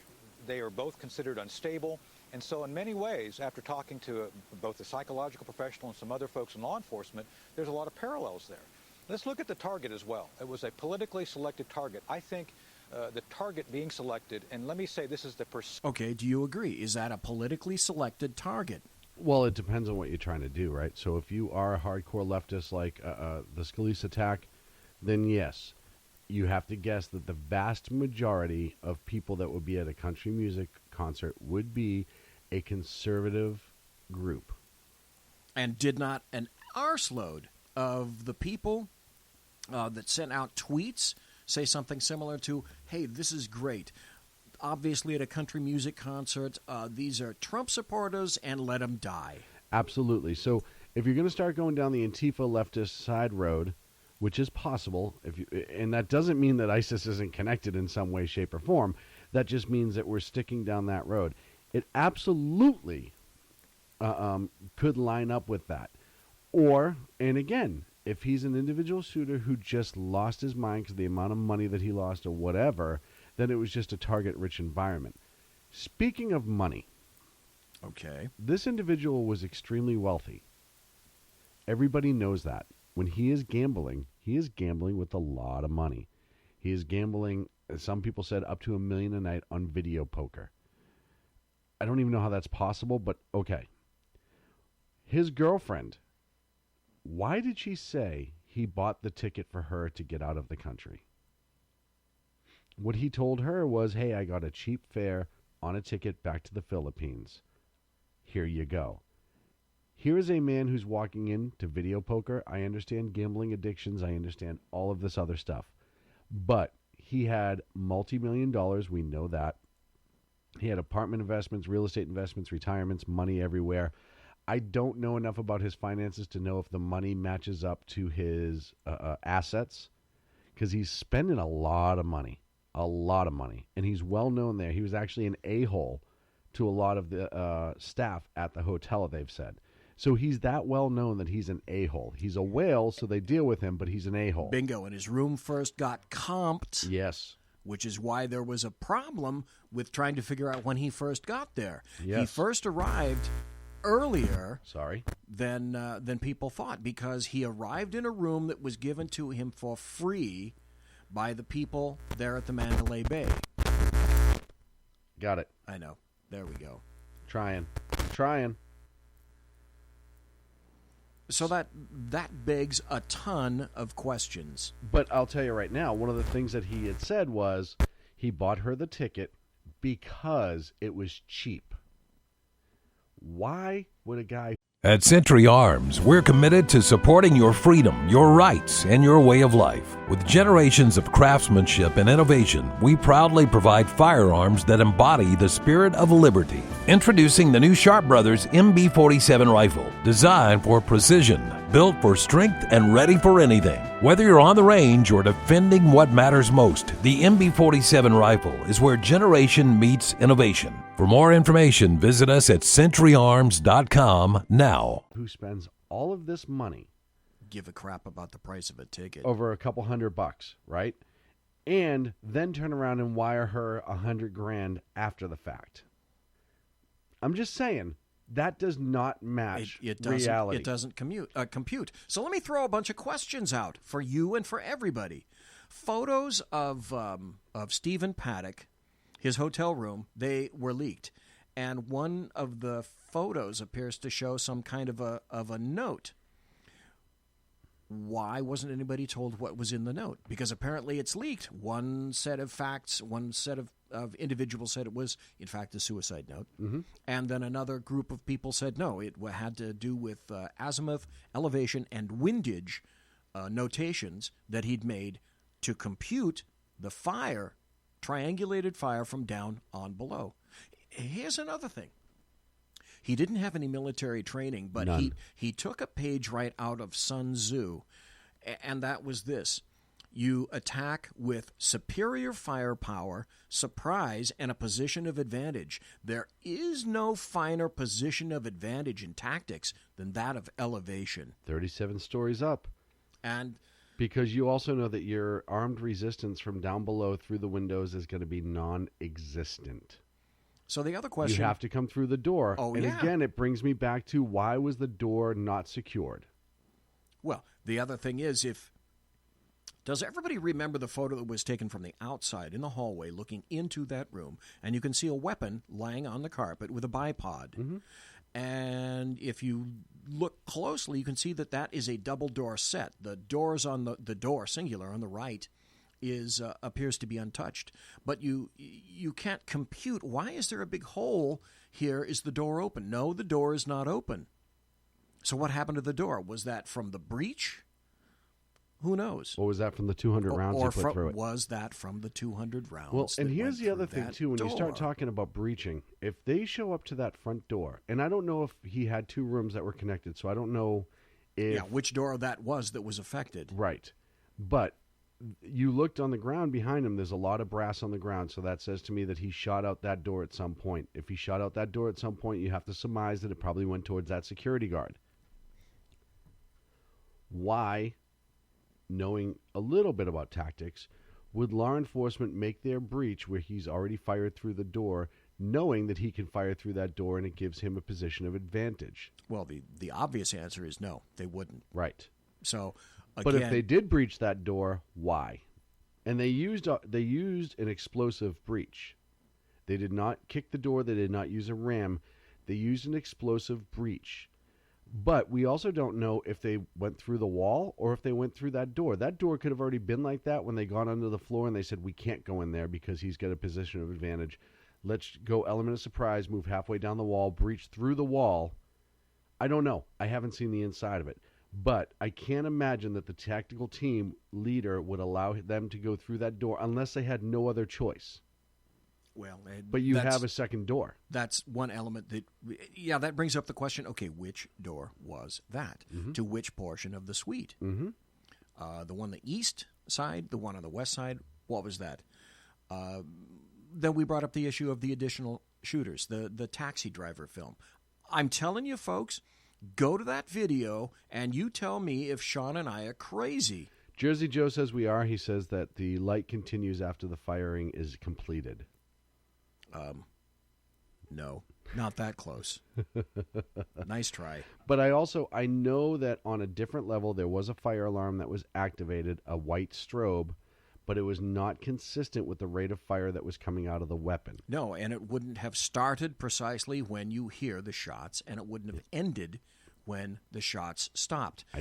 I disagree with Jersey Joe on this one. Why were the law enforcement authorities discussing, and at one point on the radio, they were discussing a suspect on the fourth floor? Yes. That was on radio, and I just played audio for everybody here, illustrating to me that I would say, in my estimation, I could understand that would be a fourth floor. It might be a little bit higher. It's impossible for me to say. But what I can say about that, and I bet you can too, is that's not the 32nd floor of the Mandalay Bay. So we also know that in these sort of incidents, you do get a lot of bad information, right? You get people who see one thing for a split second, and maybe they saw that flash and said it's about the fourth floor. Maybe they saw that fire strobe. However, understanding that, I don't know if that information came from a law enforcement agent officer who was on the ground looking at the Mandalay Bay and said, hey, there's gunfire coming out of that window. I would err on the side of believing him or her, just based on their training and experience. Now, maybe they were wrong. Maybe they were getting some sort of odd reflection. Maybe they were not seeing what they thought they saw. Anything is possible. Anytime you're dealing with witnesses, by and large, you could ask 15 people to look at the same thing and get 9 answers by the time you're done that were different. I understand all of that. However, it is very, very bizarre that the fourth floor has been said by numerous people, not just there is that radio traffic. A continuing thread. Absolutely. And again, like I said from the very beginning, you look to see if you can identify some kind of a systematic process or a pattern or a trend that's occurring. That's how you tend to piece all of this stuff together. There was also a paragraph from naturalnews.com, and they ask a really good pointed question that you had already brought up first.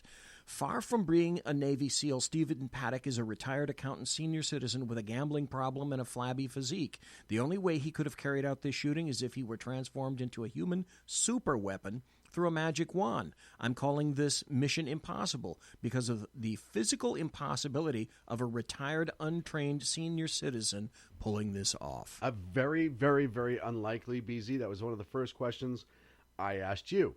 Yes. Is, hey, 10 years ago, do you think you could have pulled this off? 15 years ago, do you think you could have pulled this off? With training and experience and time to get ready for it. And if you're doing that much training going into this, somebody in your life has to realize the changes in your behavior. Somebody. Even if you have 3 friends, the girlfriend, hey, I'm going to go out to the range again. Hey, I'm going out to the range again. Hey, I'm going to start running. Hey, I'm going to do all these tactical reloads inside the bedroom with and dry fire weapons just to get the practice in. Hey, I'm working on my elevated shooting from an upper level to a lower level, and I need to work on my dope, my drop, my windage, all of that stuff. Somebody's going to say something. It's bizarre to me. You start looking at the single shooter, you have this highly, highly, highly intelligent man. Why did he book 4 other hotel rooms across the country, all corresponding with events? And did he not, if I'm not mistaken, did they not discover that he had booked a room in Boston? Yes. And that he was thinking about something to do with Fenway Park. Overlook Fenway Park. So, but here's the issue with that. And this goes back to the multiple shooter scenario. And this goes into something else that we haven't discussed yet. Is he an in-between for a gun running scenario? Oh, hold that thought. We're going to go to a break because now we're talking a potential crux of the biscuit. But I ask everybody here, listening live, listening in chat, listening and watching on YouTube, on Lone Star TV, and Facebook Live on the SHR Media Facebook page.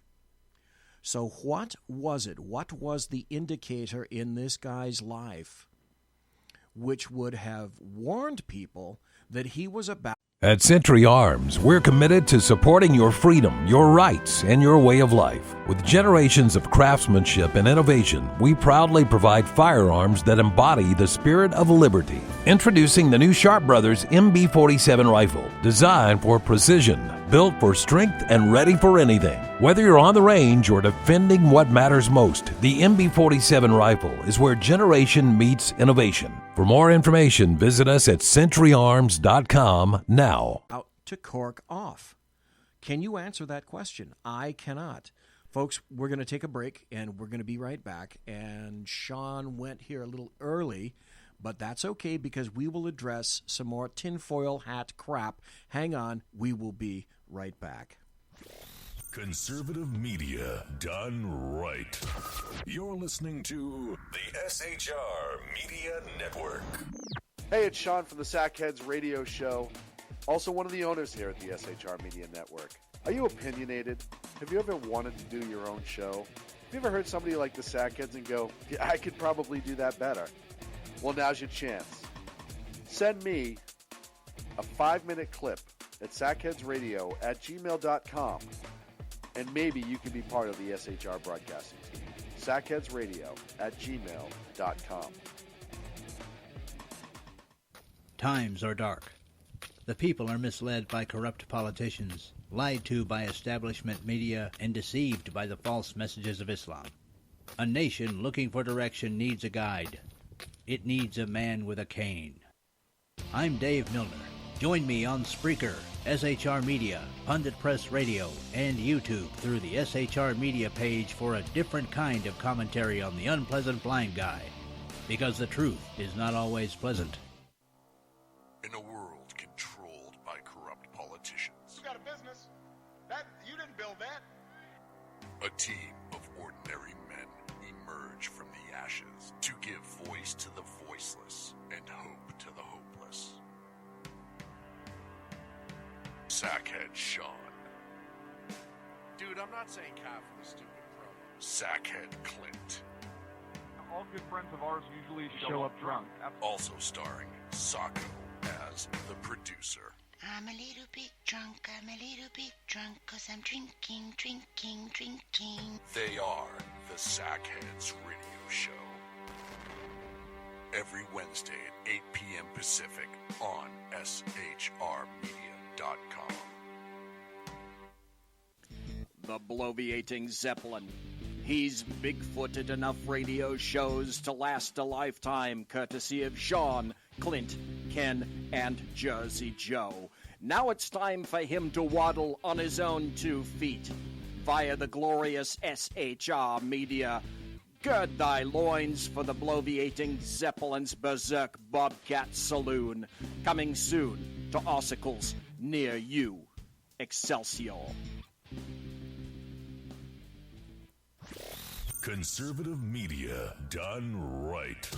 You're listening to the SHR Media Network. Ladies and gentlemen, boys and girls, children of all ages, you are listening to the bloviating Zeppelin's Berserk Bobcat Saloon radio show. It's an SHR special report. I am here in the SHR Media Studio with Sackhead Shaun. It is Tuesday, October the 17th, the year of our Lord 2017. And we're discussing the Las Vegas shooting. During the break, we were talking about the photo that was taken of Paddock, who apparently, people are trying to intimate, had committed suicide. And even in that photo, almost every photo that we see, there are discrepancies that do nothing. They don't answer questions. All they do is raise more questions. And one of the first things that you mentioned was weird. what? The blood in the suicide photo. Yes. So one of the things usually with photos is it does... It answers questions. Because it's a solid snapshot of time, right? If you have the stomach, and I don't encourage this if you do not have the stomach, but if you have the stomach, you can find his suicide photo online. I have some theories as to why these photos were taken and sent out pretty quickly. I don't know if I will even discuss those right now because it gets into some very strange places, but... I'll go one place. They were sent out to indicate that this guy, it's like the JFK shooting. There was one shooter. This is the guy. We have him, and he's dead. Look, there's the photo. Or somebody said, hey, we got to get these out before the feds show up. Who knows? Just saying. That possibility's there. But so you start looking at his suicide photo. You see him in a supine position on the floor. Correct. You see numerous rounds of ammunition behind him. I don't know where his body was positioned in the room per se. I just haven't seen the layout enough to be able to articulate where he was. I'm trying to remember. I think there's a couch behind him. You can clearly see that it's the same carpet because it's the same pattern. Yes, it is. There is a pool of blood above his head. Mm-hmm. And you can also see that there are large caliber pieces of brass Yep. in that blood. Right. 5.56, 233, 308, something around that. Whatever it might be. I'm guessing that it was probably a lot of 223 or 5.56 Yep. and probably some 308, 7.62. Thrown into it. So, all that being said, if you've ever seen, I think he was a Pennsylvania state senator, or he was a Pennsylvania state, he might have been attorney general or something, but he got caught up in a big scandal. The long story short, he removed a 357 from an envelope and committed suicide on local television. Yep. If you've ever seen that video, he is standing up. The moment he pulls that trigger, the amount of blood flow that drops down, gravity takes over and goes down his body in the half a second before his body hits the floor is immense. Well, it literally, in that video, it is a cascade of blood. It is like a fall, like Niagara Falls. It is ridiculous, the amount of blood. If you look at the Paddock suicide photo, first and foremost, the first thing you'll realize is it was not a rifle round that did it because his head is still intact. His eyes are still open. His ears are still attached. Yep. Or a shotgun, anything of that nature. Would have caused traumatic, and I mean, obviously the shot caused traumatic, but it would be to the point that it would be so destructive you would not be able to tell who it was. You would not see the eyes in place. The nose would be removed, a whole bunch of other things. Also, there would be burn marks all over his face because of the flash that any of the large caliber weapons would leave. You now see paddock, supine. Little bit of blood underneath the lips. There is some blood there. I'm not saying there's not. But the vast majority of blood flow from his face is from the nose upwards, up towards the top of his head. That would suggest to me, and I'm not an expert on this, but based on my knowledge and some experience, I'm going to say that this does not suit what gravity naturally does to liquid. Okay, I found the photo. Mm-hmm. I'm copying it, and I'm going to put it in chat for those of you who want to look and see. If you do not have the stomach, do not look. In terms of what Shaun is saying, the evidence is there. There is very little, if any, evidence to indicate that he was in a standing position when he committed suicide. So, what do people usually do when they commit suicide? They make themselves a little bit comfy. Maybe they lean back. Maybe they sit in a chair. They don't lay down. That has not been my experience. And I can understand if he thought the cops were outside the door and he had to end it quick. Okay, fine.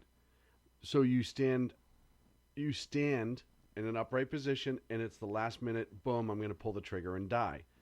However, that also did him being supine perfectly, not slumped to the side, not curled up in a ball. Look, you're standing, the weight's over your legs. You pull that trigger, it shuts off your electronics, and you crumple down. You usually don't fall perfectly flat on the ground. No, you don't. And if you look at the photograph that I put in the chat room right now, you can see evidence of that. Now, clearly, there's an assload of brass. Tons of brass. All over the place. You can see that there is a revolver, stainless steel revolver with black grips at the top of the photograph that I've included. At Century Arms, we're committed to supporting your freedom, your rights, and your way of life. With generations of craftsmanship and innovation, we proudly provide firearms that embody the spirit of liberty. Introducing the new Sharp Brothers MB-47 rifle, designed for precision, built for strength, and ready for anything. Whether you're on the range or defending what matters most, the MB-47 rifle is where generation meets innovation. For more information, visit us at centuryarms.com now. So the intimation was that the revolver that he used in which to commit suicide? If so, how did it happen to get about 4 feet above his head? Right. If you look, there's another photograph also of him where the head is at the bottom of the photograph. It's vertical, if I'm not mistaken. His legs are towards the top of the photograph. And there's a long gun over one of his legs. Mm-hmm. How did that happen? Right. So if he used that said long gun to commit suicide, as I said before, there wouldn't be anything left. Very rarely is there anything left, right? I'm not saying it's impossible, because if he pressed the barrel directly to the roof of his mouth and pulled the trigger, and it went straight to the back of his head, the part that we can't see in that photo may have only been affected, right? But I've heard a couple different theories. Hey, when SWAT entered the room, he was in the chair. They had to check him for explosive secondary devices. They pulled him flat on the floor. Okay, except for the fact that the blood stain is clearly there from his head from the suicide. So that doesn't really fly. It was that long gun, but that long gun didn't do the damage that it normally does, and or you can't see the whole back of his head is removed. If the whole back of his head was removed, you would see gray matter splattered everywhere. I mean, everywhere around that. Or if he used a pistol, a revolver like the one that's up there, and it was a ball tip. Anyone who knows anything about ammunition will tell you ball tip has a tendency to just keep going. Yeah, that's not a JHP, jacketed hollow point. It's just what they call round ball. Yep. And that ball tip will go. It's actually more scary than a jacketed hollow point. Jacketed hollow point usually disperses within the body and does incredible internal damage, but doesn't exit as often. A ball will keep on going. A ball will keep on going. Its merry way. Yep, like it's nothing.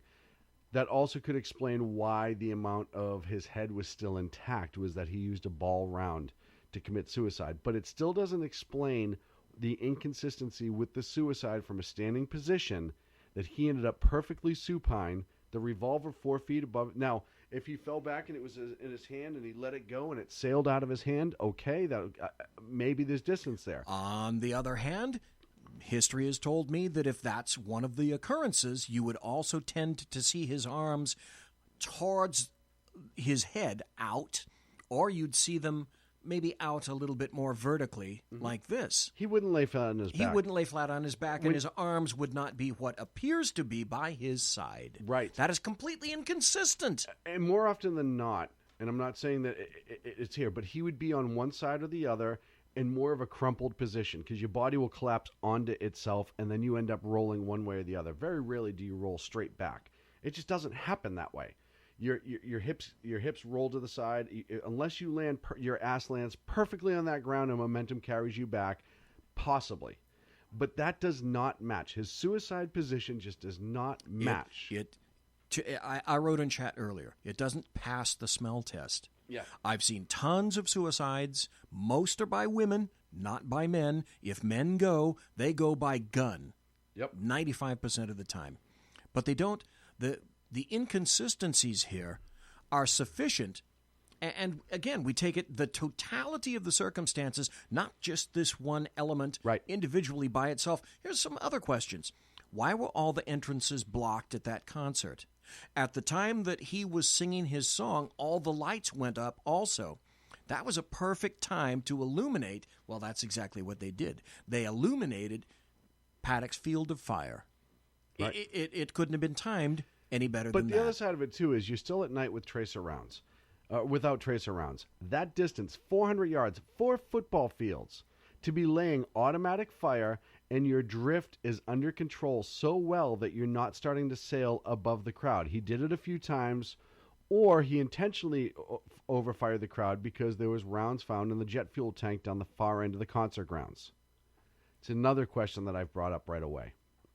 Okay, we're starting to run out of time. We're in the final segment. So I'll tell you what, we might want to cut to the chase, and there was some aspect that you brought up. And as soon as we mention this, I can guarantee you there's going to be some folks in the audience that are listening to this live or in podcast, and they're going to say they're going to make a really easy conclusion, or they're going to say it's an easy conclusion, which is this. You're a loony. And we're not. And that's this. Start it, and then I'll take off and run with it. So I've heard this theory, and this is not too far outside the realm of possibility. We have seen this before, that he worked for the feds on some level as an in-between for a gun-running operation. Now, before everybody thinks I'm totally insane, before everybody says take your tinfoil hat off, before everybody says we've seen this before, ask the family of Brian Terry. Just listen, though, folks. Fast and the Furious was a gun-running operation. The gun was used, it killed Brian Terry, a Border Patrol officer. That was one individual gun. However, it is despite the fact that people have said that we want this to end, it is an action that has continued and has been in place for 20 years, targeting specific groups of people by selling firearms illegally through them from the U.S. government, using a store or a shop as an in-between. So, point one, the government has done this before, resulting in one death. Yes. One death. One known death. One known death. So let's go further, though. Let's go back to the early 1980s. Let's go back to Barry Seal, who made an arseload of money running guns down in southern South America. So the government does, in fact, have a somewhat lengthy history of doing something like this. So with that said, continue. Now, why they would pick Paddock, we don't know enough about his history to know why the CIA or whoever it was. Was he an undercover? Was he an undercover? Was he a CI of some sort that had some kind of information? We know he was fascinated with guns and knew a lot about them. And did someone think that he was running with a pack of people who might be interested in something like this? So I haven't heard much about his travel habits, but how did he pick up a Filipino wife if he wasn't a world traveler? And I ask this question to everybody I know who's in the military or worked for the government.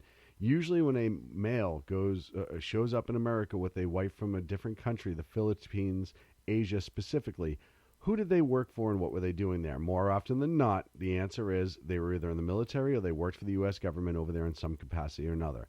He worked for Boeing, I believe it was, as an accountant way, way, way back when. That's where his retirement was.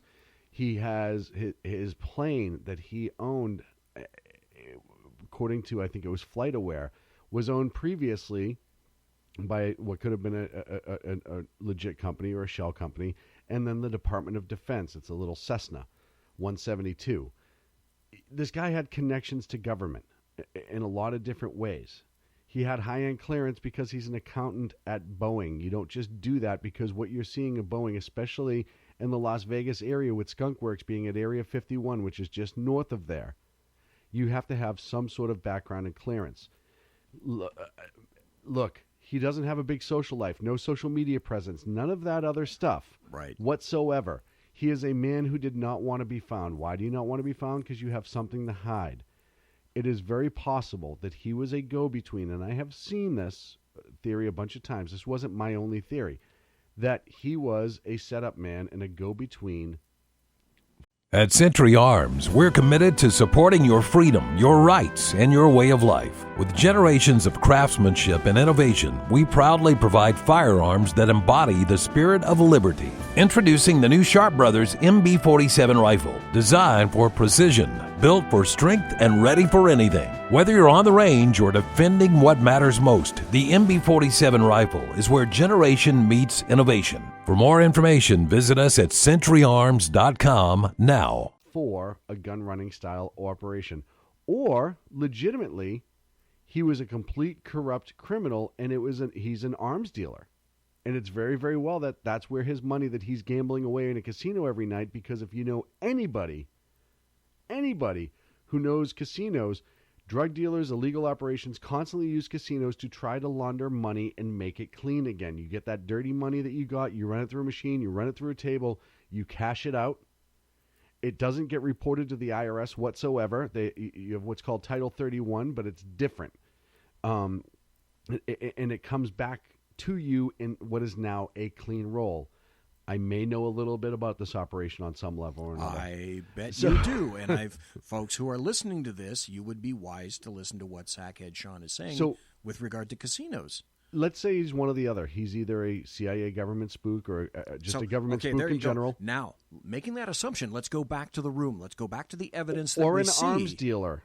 He could very well be an arms dealer and explains money. Okay. So, if you're an arms dealer or you're about to attempt to make some kind of a sale to persons who are interested in weapons, and you've got all these weapons in the room, now, who's to say that you wouldn't want to take the money and take the weapons if you're a bad guy or a series of bad guys? And obviously in a situation like this, it would be him on one side and likely more than one person, a couple of people on the other side. Would you, if you were doing that deal and decided that you were going to take both halves, would you let him live? Right. And so let's say he is a gun runner, which explains why he constantly picks rooms with a high volume of people nearby so he can blend in, disappear as his clients. Or a government spook, the same type of situation. Let's go down. I'll get away from the government spook so people stop staring at my hat. Let's say he is an illegal gun runner, and he's purchasing these weapons to sell them as an in-between. He doesn't care who they are. He's a monster. He doesn't care what children die. He wants his money to feed his casino habit and retire happily. He makes a deal with a group. Doesn't matter what group that is. I'll say ISIS just for the hell of it. Say he makes a deal with ISIS. Hey, I will have this amount of guns and ammunition in this room, ready to go. All you have to do is come up, give me the money, we'll cart them out. Very, very possible that they went, awesome, we know exactly what munitions will be in that room, and we can attack the Jason Aldean concert across the way. Perfect. Well, and especially when you're dealing with a vast number of weapons like that. Now stop. Let's throw this into the mix, and you tell me how wacky this is. If he's going to be making, it's another if-then equation, if he's going to be making a deal with weapons, would that not tend to explain why possibly he would have explosive substances down in his automobile, which for whatever reason he hadn't yet taken up to the automobile itself. They could have been, those substances could have been part of the original deal or transfer that was going to occur. Or a separate deal 3 days later. Or with another set of persons or individuals. Right. Now, if you're a bad guy, and people always roll their heads, but stuff like this does happen. You're a bad guy, you're going to walk up those stairs, and you have a needle. That needle can be filled with whatever liquid that you want. That will put somebody night-night right away. Rohypnol, very popular. Very easy to get. If you buy Coke off the street, you can buy Rohypnol from people who work for medical buildings. Medical drugs get sold all the time. People don't want to hear that, but it's a reality. You jam that, you pin him to the ground, jam the needle in his ass, and then you kill him on the way out the door. Very, very likely. I guess what I'm saying is I'm not going to venture a guess to say I'm not going to come out and say, hey, this is exactly what he was doing. He may have been a government spook, and this whole thing went wrong. That doesn't explain the sniper, quote-unquote, sniper nests. It doesn't explain a couple of things. But it also would answer the questions of why there was believed to be multiple people in that room based off of food receipts. I know that's just a waitress that we're basing that off of, but the food receipts show that there was potentially more than one person. It went guests, 2. Yes. And then an amount of food that you would customarily associate with not just one person. But 2 people. At least. The variety of weapons that he had in the room. Folks, if you were going to do this massive attack, and you know that you're going to use semi-autos, bump stocks, you'll need 20 of them. Let's just say for whatever reason. You're going to want long guns, period. Let's just say you don't want to change magazines. You're going to stuff 50 round magazines and 20 different rifles that have bump stocks on them. They're all going to be pretty much the same. So your nomenclature is perfect in your head, and your effectiveness is the highest rate it possibly can be. I've seen bolt-action rifles. I've seen shotguns. I've seen a revolver. I've seen some other weapons in those pictures that make me go, who would be buying this? Well, further, who is going to be stupid enough, if that was the correct scenario, to use a bolt-action rifle when you have 22,000 targets down below, and that's what you want to do anyway? Is kill as many as you possibly can. With a bolt-action rifle, are you kidding me? Well, so you start getting to the argument of, well, maybe after everybody was settled in place and he didn't have as many targets, he was going to swap to the bolt-action and start sniping individually. Okay, fine. Let's have that argument for a second. If you're going to be laid out in a sniper position with your eye on the glass trying to find your targets, you don't want to worry about that door opening. It's going to be barricaded. Well, and the lack of barricaded door, to me, might be one of the biggest signs that are getting missed by everybody following this right now. Well, and if you want to leave that room rapidly, you're going to go through the door. Or the door was a little bit barricaded and somebody left and removed it prior to law enforcement arrival. There are just so many Where's questions. Jesus Campos? Well, there's another question. This is from GatewayPundit.com. This was back on 3 days ago. Update. Vegas security guard Jesus Campos skips 5 interviews. Still has not shown up. Including an interview. He was aligned to speak on Hannity's show. He goes missing, and now his family is under a gag order. Well, wait. Why is that? It gets even better. So, allegedly, he was with a fellow security officer, and this comes from his union rep. He was with a fellow security officer. They were supposed to do an interview. He said to his fellow security officer, hey, I'm going to go to the restroom, or I'm going to step away for a second. Calls him and says, I didn't feel well. I'm going to the hospital, or I'm going to get checked out at a medical center. Disappears. Well, there you go. That's on Fox News. Las Vegas guard Jesus Campos vanished after visiting urgent care clinic, union leader says. Right. So you look at an urgent care clinic. All right. You're Jesus Campos. You're doing all these interviews. You're starting to feel unwell for whatever reason. Maybe your gunshot wound is opened back up. You've opened a couple stitches. Are you going to go to urgent care, or are you going to go back to a regular emergency room? You're going to go to a regular emergency room. Urgent care is for coughs, colds, and boo-boos. You're a hero. Mandalay Bay is going to want to take care of that. Yep. Because now you're a very public face to Mandalay Bay. Jesus Campos has disappeared off the face of the planet in the last 3 days. He hasn't done one of his interviews. His union wanted him to do those interviews. Look, if the union came out and said, we didn't want him to do these anyhow, but he's just, it'll be a little bit different. His union was encouraging it because they thought it would be great for the stature of security guards in Las Vegas. It would be an amazing story to tell. Some people say, well, he's ducking because of the story got changed. He didn't put the initial story out to public. He didn't have anything to do with that. And further, no one would accuse him of having anything to do with that. In their mind, he would be the person that they'd want to talk to because he fell into the hero model. The other thing about Jesus Campos, I'm not questioning what the police department says about him. I'm just drawing a couple things that have bothered me. He originally went to that floor to check for a door open alarm. That means one of the stairwell doors was left ajar. It's a fire code violation. They have to be closed. So they're alarmed. After a few moments, it'll send an alarm to a security center. They'll send somebody up to check it. If the door was held open that he was checking was the one right outside Paddock's room, which would be the only reason why he'd be in front of Paddock's door with no knowledge of what Paddock was doing, that's the one that was screwed shut from all accounts so far. So how can you get a door open alarm from a door that is screwed shut? Well, would it not make sense that if you're going to escape, you're going to have something pre-planned? Well, unless he damaged the sensor while he was screwing it shut. Totally possible. I'm just looking for inconsistencies in the story. So why would he be sent to the 37th story if the door was not open? And why, if you're Paddock and you're intelligent and you're about to pull off this humongous attack and you have CCTV, you know Vegas security guards wear the bright yellow shirts. You can't miss them. Can't miss them Can't at miss all. them. Why, if you're looking through your CCTV, would you just unload on this guy out in the hallway? Because that obviously gives away. He's not looking for your door.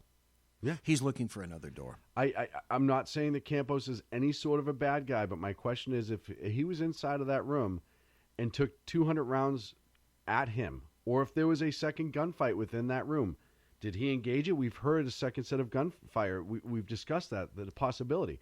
Hey, did he hear what did Paddock open up on him and he booted the door and tried to stop him? Figure maybe he was a madman. Went the absolute hero route. 50 guns on the ground, he grabs one and gets in a gunfight with the guy. How do you get 200 rounds and only get one round in the leg? How do you get 200 rounds? That's 4 magazine changes on a 50-round magazine through the front door if you're Paddock. And why were those rounds not heard?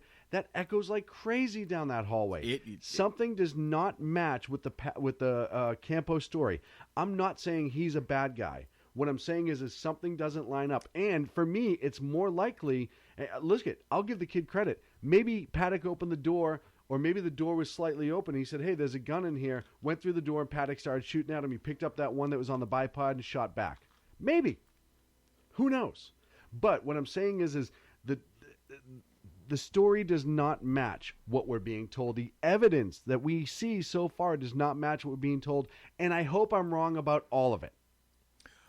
We're going to go, I can tell you right now, we're going to go a little bit into overtime. Couple minutes. Because there are just too many unanswered questions.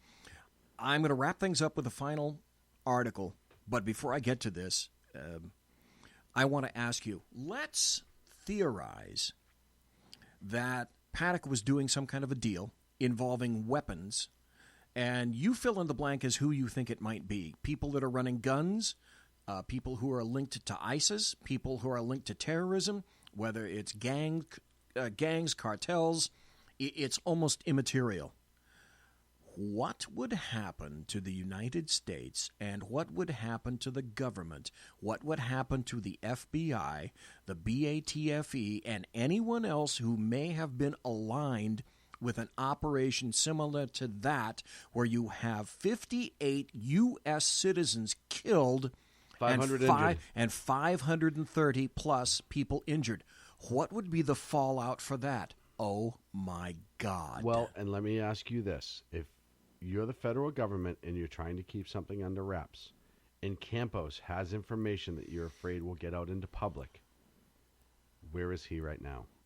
We start talking about this. We start saying he was a government spook, or he was a gun runner being watched by the feds and they didn't act, and this happened as a result. Either way, if they have some sort of culpability in all of this, the potentialities are staggering. Incredible. They're absolutely staggering. Incredible. Because you look at the Pulse nightclub shooting, you look at all these other shootings, right? It was an attack that was explainable. Sandy Hook, severely demented, and I know there are people who think Sandy Hook was a leftist attack in order to promote gun control. Either way, it was a single shooter who was demented and went in. This is on a different level. You look at 400 yards to fire full rock and roll and kill people. You're talking about the setup, the amount of equipment that it took to get up into that room. You're talking, 45 guns in the room? Planning. 45 guns in that room. Never mind the ammunition, how much weight that was. You'd have to move X number of carts, the little carts that you have. Luggage carts. That you put all your stuff on. You would have had to make so many trips. Wouldn't someone somewhere say, what is going on with that? Sir, can I help you with that? Mm-hmm. Because it looks like you've done a lot of moving. And he's a whale at that hotel. He gets customer service up the yin-yang. He gets His it face first. is known, and if you've ever been to a casino and you see anybody who is a regular gambler who is considered a whale, a really high roller, they are seen all over the place. The people in the eye, we call it the eye in the sky, will see him walk in and say, hey, somebody go help Paddock. He just came in through door X, Y, and Z, and he's pushing a huge cart. Those people get taken care of hand over fist as soon as they get seen on camera, and they are seen. There is facial recognition that pulls it up and says, hey, look, this guy's in your hotel again. You need to go kiss his ass. And folks, you need to listen to what Shaun is saying, because Shaun knows exactly about this. One final article. And again, none of this, it just keeps going. It just keeps going. This is from Disclose TV. 4 Las Vegas shooting key witnesses are now dead or missing. Is there a cover-up? And just by listening to that, you think, oh, come on. That's what a bunch of crap. One of the folks that has been found dead in her home at the age of 28. The cause of death has yet to be confirmed. She's a key witness to the Las Vegas shooting, named Kimberly Suchomel, S-U-C-H-O-M-E-L. She was one of the lucky ones at the Mandalay Bay Resort and Casino who managed to escape the hail of bullets without being injured. She was questioned on her story. She said there was only one gunman, and she was 100% sure that she was right. Why is the media not reporting this? What was she the one who posted the video? Now that I'm not sure. But she wasn't the only key witness that seems to have perished since that Las Vegas shooting. Another guy, John Bellman, who was wanted by federal agents following the discovery of a communications device in the hotel room of the officially identified shooter, Stephen Paddock, killed both himself and his disabled daughter in apparent murder-suicide. In addition to that, a valet worker named Chad Nishimura, who parked Paddock's car, has also disappeared after giving a statement to local news networks about his brush with the killer.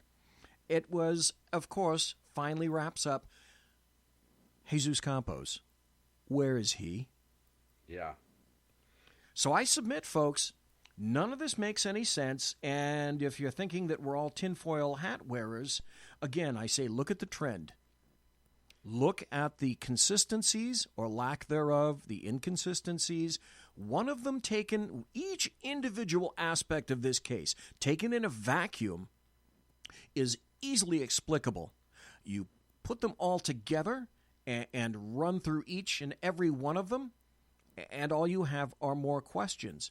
The only answer I have is there's a lot more to this case, and I believe we are specifically being kept in the dark because of this. Kimberly Sochel has been reported by several news outlets as being a key witness who claimed there was a second shooter and allegedly posted video or provided video of said second shooter. I'm just telling you what's on the internet. I cannot independently confirm this. I didn't look. You obviously have a more recent article than I do. I'll tell you right now. Let me pull it back up.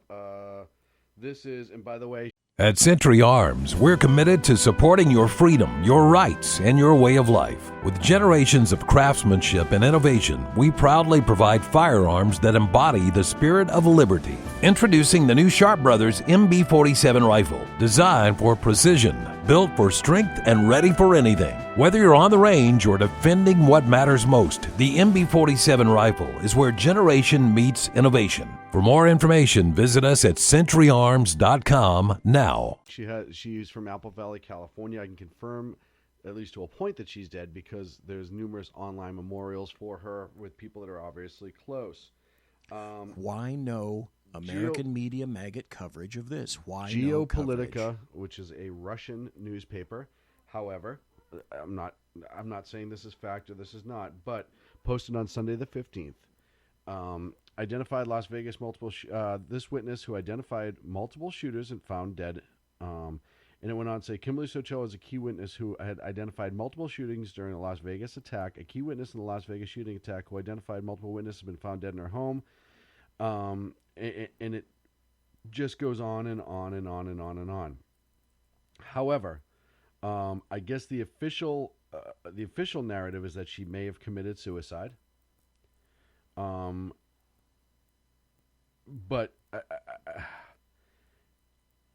it's just bizarre because she says, according to some people that she had talked to, she described what the nightmare she went through. She said multiple gunmen were not only firing weapons into the crowd, but chasing people down and gunning them down as well. She was chased by a shooter. We were rounding some sort of corner, and I saw this large cowboy sitting down with his legs spread, holding a woman's soaked head. I thought I need to hide, she said. But as I looked for somewhere to go, the gunfire once again got closer and closer. We couldn't hide because they appeared to be chasing us. This is her account. Now, again, I know witnesses under stressful situations Certainly can absolutely missee, mishear, misunderstand. However, at the bright young age of 28, to have her light extinguished, I don't know if it was suicide. I've not seen the report, and perhaps it was from after such a traumatic incident. The murder-suicide. I can't live with this and what I saw, and I don't want my disabled child living with this and what they saw. Monstrous, yes, but I understand that mindset can be there. However, it's very strange to have that happen with a woman who is a key witness. Can you think of any other case in United States history where there have been so many discrepancies, so many obvious discrepancies in terms of evidence, photographic evidence, audio evidence, video evidence? I cannot think of any case like this. Let's look at a couple of the other question marks that get sent into this, right? So now you have witnesses who are 4 witnesses in 2 weeks who have perished. It just seems like a large amount. Campos, why did he disappear? Maybe the stress of it got too much and he just needed to go into the woods for a couple days at a friend's cabin and relax. That's possible. I'm not saying it's not possible. Very odd. Well, is he in WITSEC? And if so, why? Why is he in WITSEC if the shooter is dead? If the only threat to him, witness protection, by the way. All this does is beg more questions. Let's look at the Reno house. The Reno house was secured by law enforcement almost immediately. Oh my God, we even forgot that. And you look at the Reno house, and it was processed over a course of 3 to 4 days. Law enforcement, after they found or didn't find what they were looking for, cleared and left the house alone, which was very strange in itself. Number one, we call it possession. Yep. You have possession of a house. Mm-hmm. You have possession of a crime scene. That is clearly a crime scene of major national and global significance. Yes. Why do you give it up? Why do you just walk away from it after 4 days? And the next day, they left it on a Friday, I believe that Friday after the shooting. And on that Saturday night, it is burglarized. Yeah, neighbors call in and say, hey, there's something really strange going on next door. And yeah, there it is. It's a break-in. It's a burglary. But nothing was taken from what I've seen. Or is that true? So as far as nothing, if you're one of those people who are just trying, so there's those sick people out there that want to get like stuff that he touched and everything so they can sell it on eBay, right? Those weirdos where they're like, oh no, I know I can get a lot of money because he's this mass murderer, and if I get some of his property, I can sell it on eBay. If you're those people, then a whole bunch of stuff's going to get taken in a burglary, right? Because you're going in with bags and you're just grabbing any personal effects you can and you're dumping them into a bag and getting the hell out. If nothing appears missing or disturbed, why did somebody burglarize it? Unless they were looking for something very specific and knew exactly where to find it. And had a pretty good idea that nobody else had discovered that either. Yeah. And again, I'm not saying this is the case. I'm just saying this is a possibility. We're just throwing this out in the ozone. Absolutely bizarre to me. But the entire situation begs these questions. Yep. You cannot not ask these questions. And I can tell you, just from my knowledge, when you have a burglary scene like that of major significance and importance, you know media and a lot of other people are going to start showing up to try to get inside that house and try to get that look, especially the news media. Those cameramen will try to burglarize that and get that one, maybe find that piece of paper, whatever it was, or just that after effect, or video through the windows. And you... haven't seen those, have you? At all. and law enforcement would be sitting out in front keeping people outside. You've talked about what you've heard versus what you haven't heard, and sometimes what you haven't heard is a bigger, more significant thing. We're talking potentially a couple thousand people involved in this investigation. Even when you get down to the root-based investigatory team, the A-team on this, the ones who are running everything, at this point you're probably looking at 50, 60, 70 individuals, all mixed through different types of law enforcement from all across the land. You have all these specialists that are being brought in, FBI profilers, the person who's a specialist in this and that and this and that and this, that, and on and on. Not one of those people, I should say, has gone to the news media and gone, hey, just so you know, it's looking more and more like he was just a psychopath. And you mentioned the sheriff of yes, that's going to be my last point. The Las Vegas Metro, who is a good guy, and seems every time I see him, he seems particularly stifled. He seems he seems very upset, and I know it's in his jurisdiction. He's not happy with things. He's not happy with the media. And you have to ask yourself, is he also perhaps unhappy because he's told to take a big cup of shut the fuck up? Well, so exactly, right? I mean, at this point, this guy's probably working 16, 18-hour days around the clock. He keeps saying he's not close to the investigation, that he's letting his team do it. No. He's the boss. No sheriff. He's the boss. Would distance themselves from something this critical. He's the boss. Everything runs through him, and he knows it. He is working around the clock. He is working nonstop. But if you watch him as time goes down and continues on, he's starting to wear down a little bit. He's exhausted. I know he's exhausted. But at the beginning, he was not yelling, but he was correcting the media, and rightfully so, about the bullshit that they were putting out. That's true. And I appreciated that. But now he's not answering questions, and he's kind of lashing out. He's answering some questions, but he's not giving real information. He's kind of lashing out at those that are asking follow-up questions when he says he has nothing.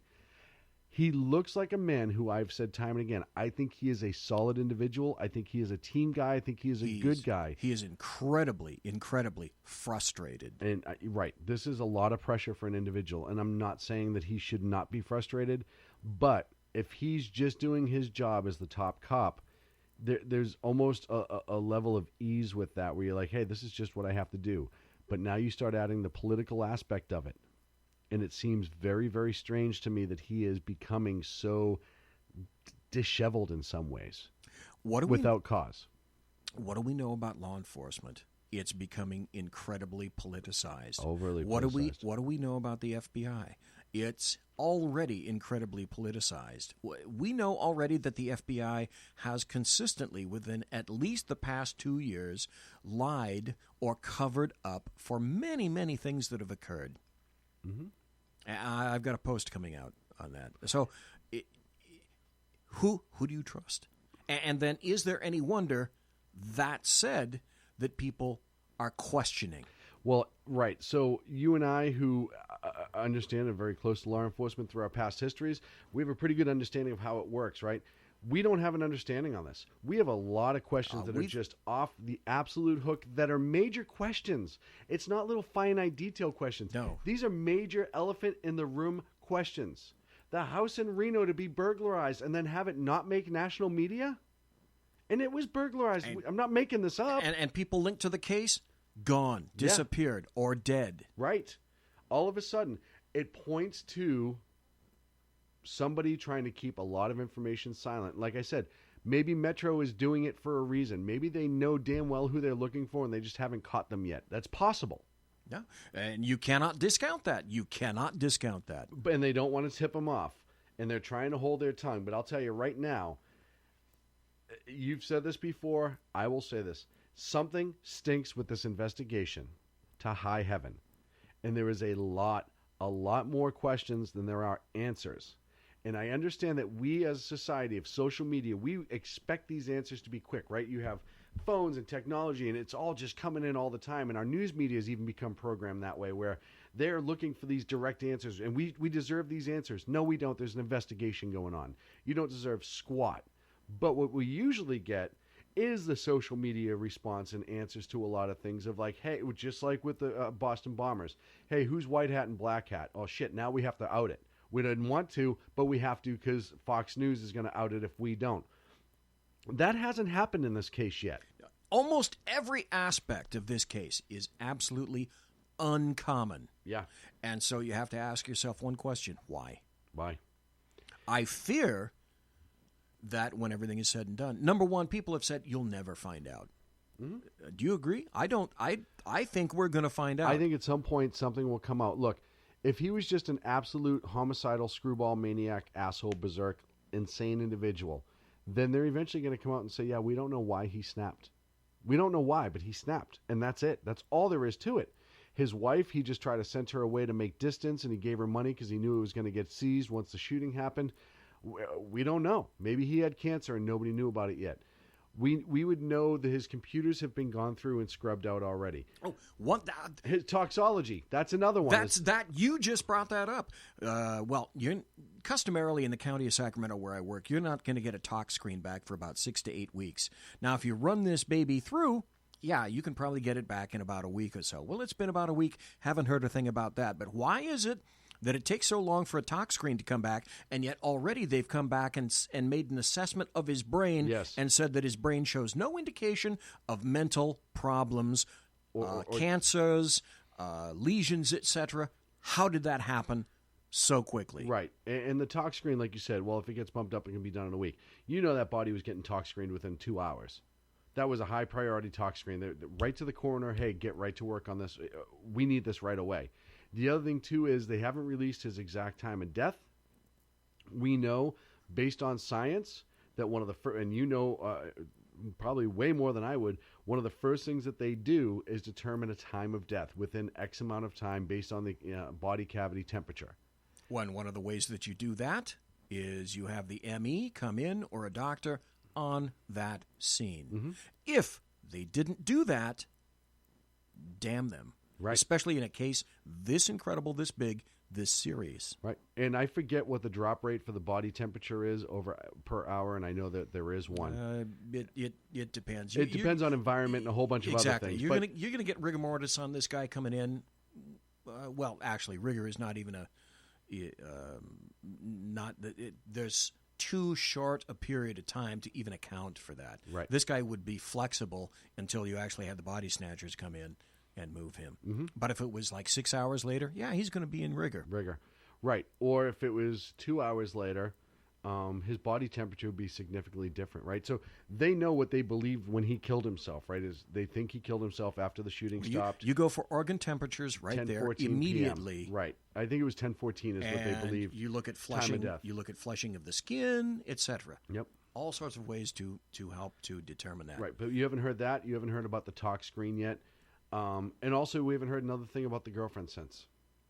Yes, we haven't heard much about the interview. They snatched her, if I'm not mistaken, at LAX. Yeah, from Philippines. When she came back. So, where's that? So, there's a lot more questions, BZ, that need to be answered. And I think we're going to find them, and I think when we discover these things, I fear we're not going to be real happy with the results. I agree. Folks, I thank you very much for having me tonight. It's been an amazingly interesting conversation. I've had a wonderful time. I am sure a bunch of my friends and loved ones and people that know me are like, wow, he is a little bit more kooky and conspiracy theory than I thought he was.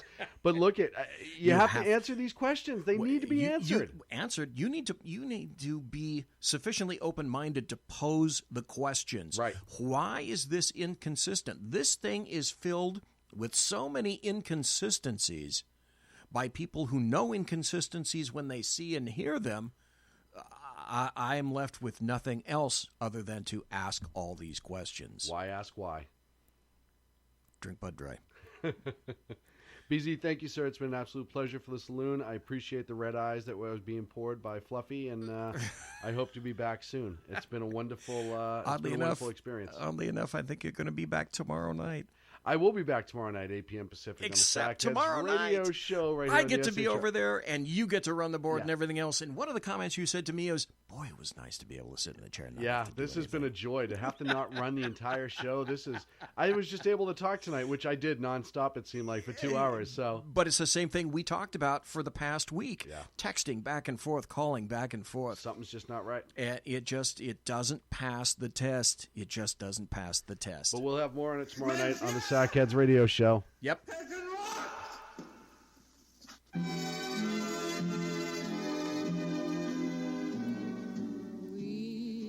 Ladies and gentlemen, boys and girls, children of all ages, I got to thank you for listening to the SHR Media Network special report here on the Bloviating Zeppelin's Berserk Bobcat Saloon, right on the SHR Media Network itself. You want to contact me? You can contact me, bz@shrmedia.com. I got my blog, bloviatingzeppelin.net. I'm on Twitter @bzep. Promotional consideration by the Boeing Company. If it ain't Boeing, I ain't going. And, of course, by Pratt & Whitney Engines. Thrust, you can trust. Thanks to my personal KC-135 Kettle One refueling team with whom I will be consorting in less than an hour, guaranteed.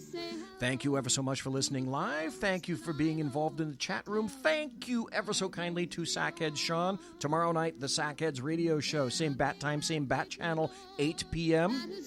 Thanks for listening in podcast. God bless, take care, be safe. Tomorrow night, Sackheads Radio.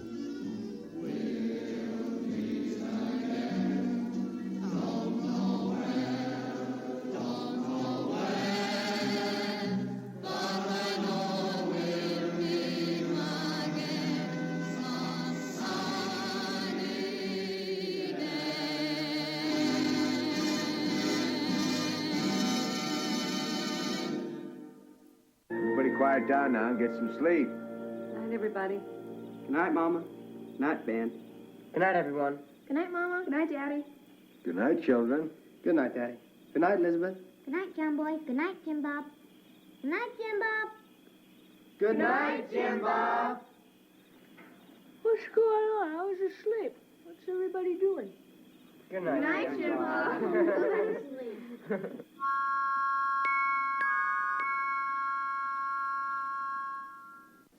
Good night, and good luck.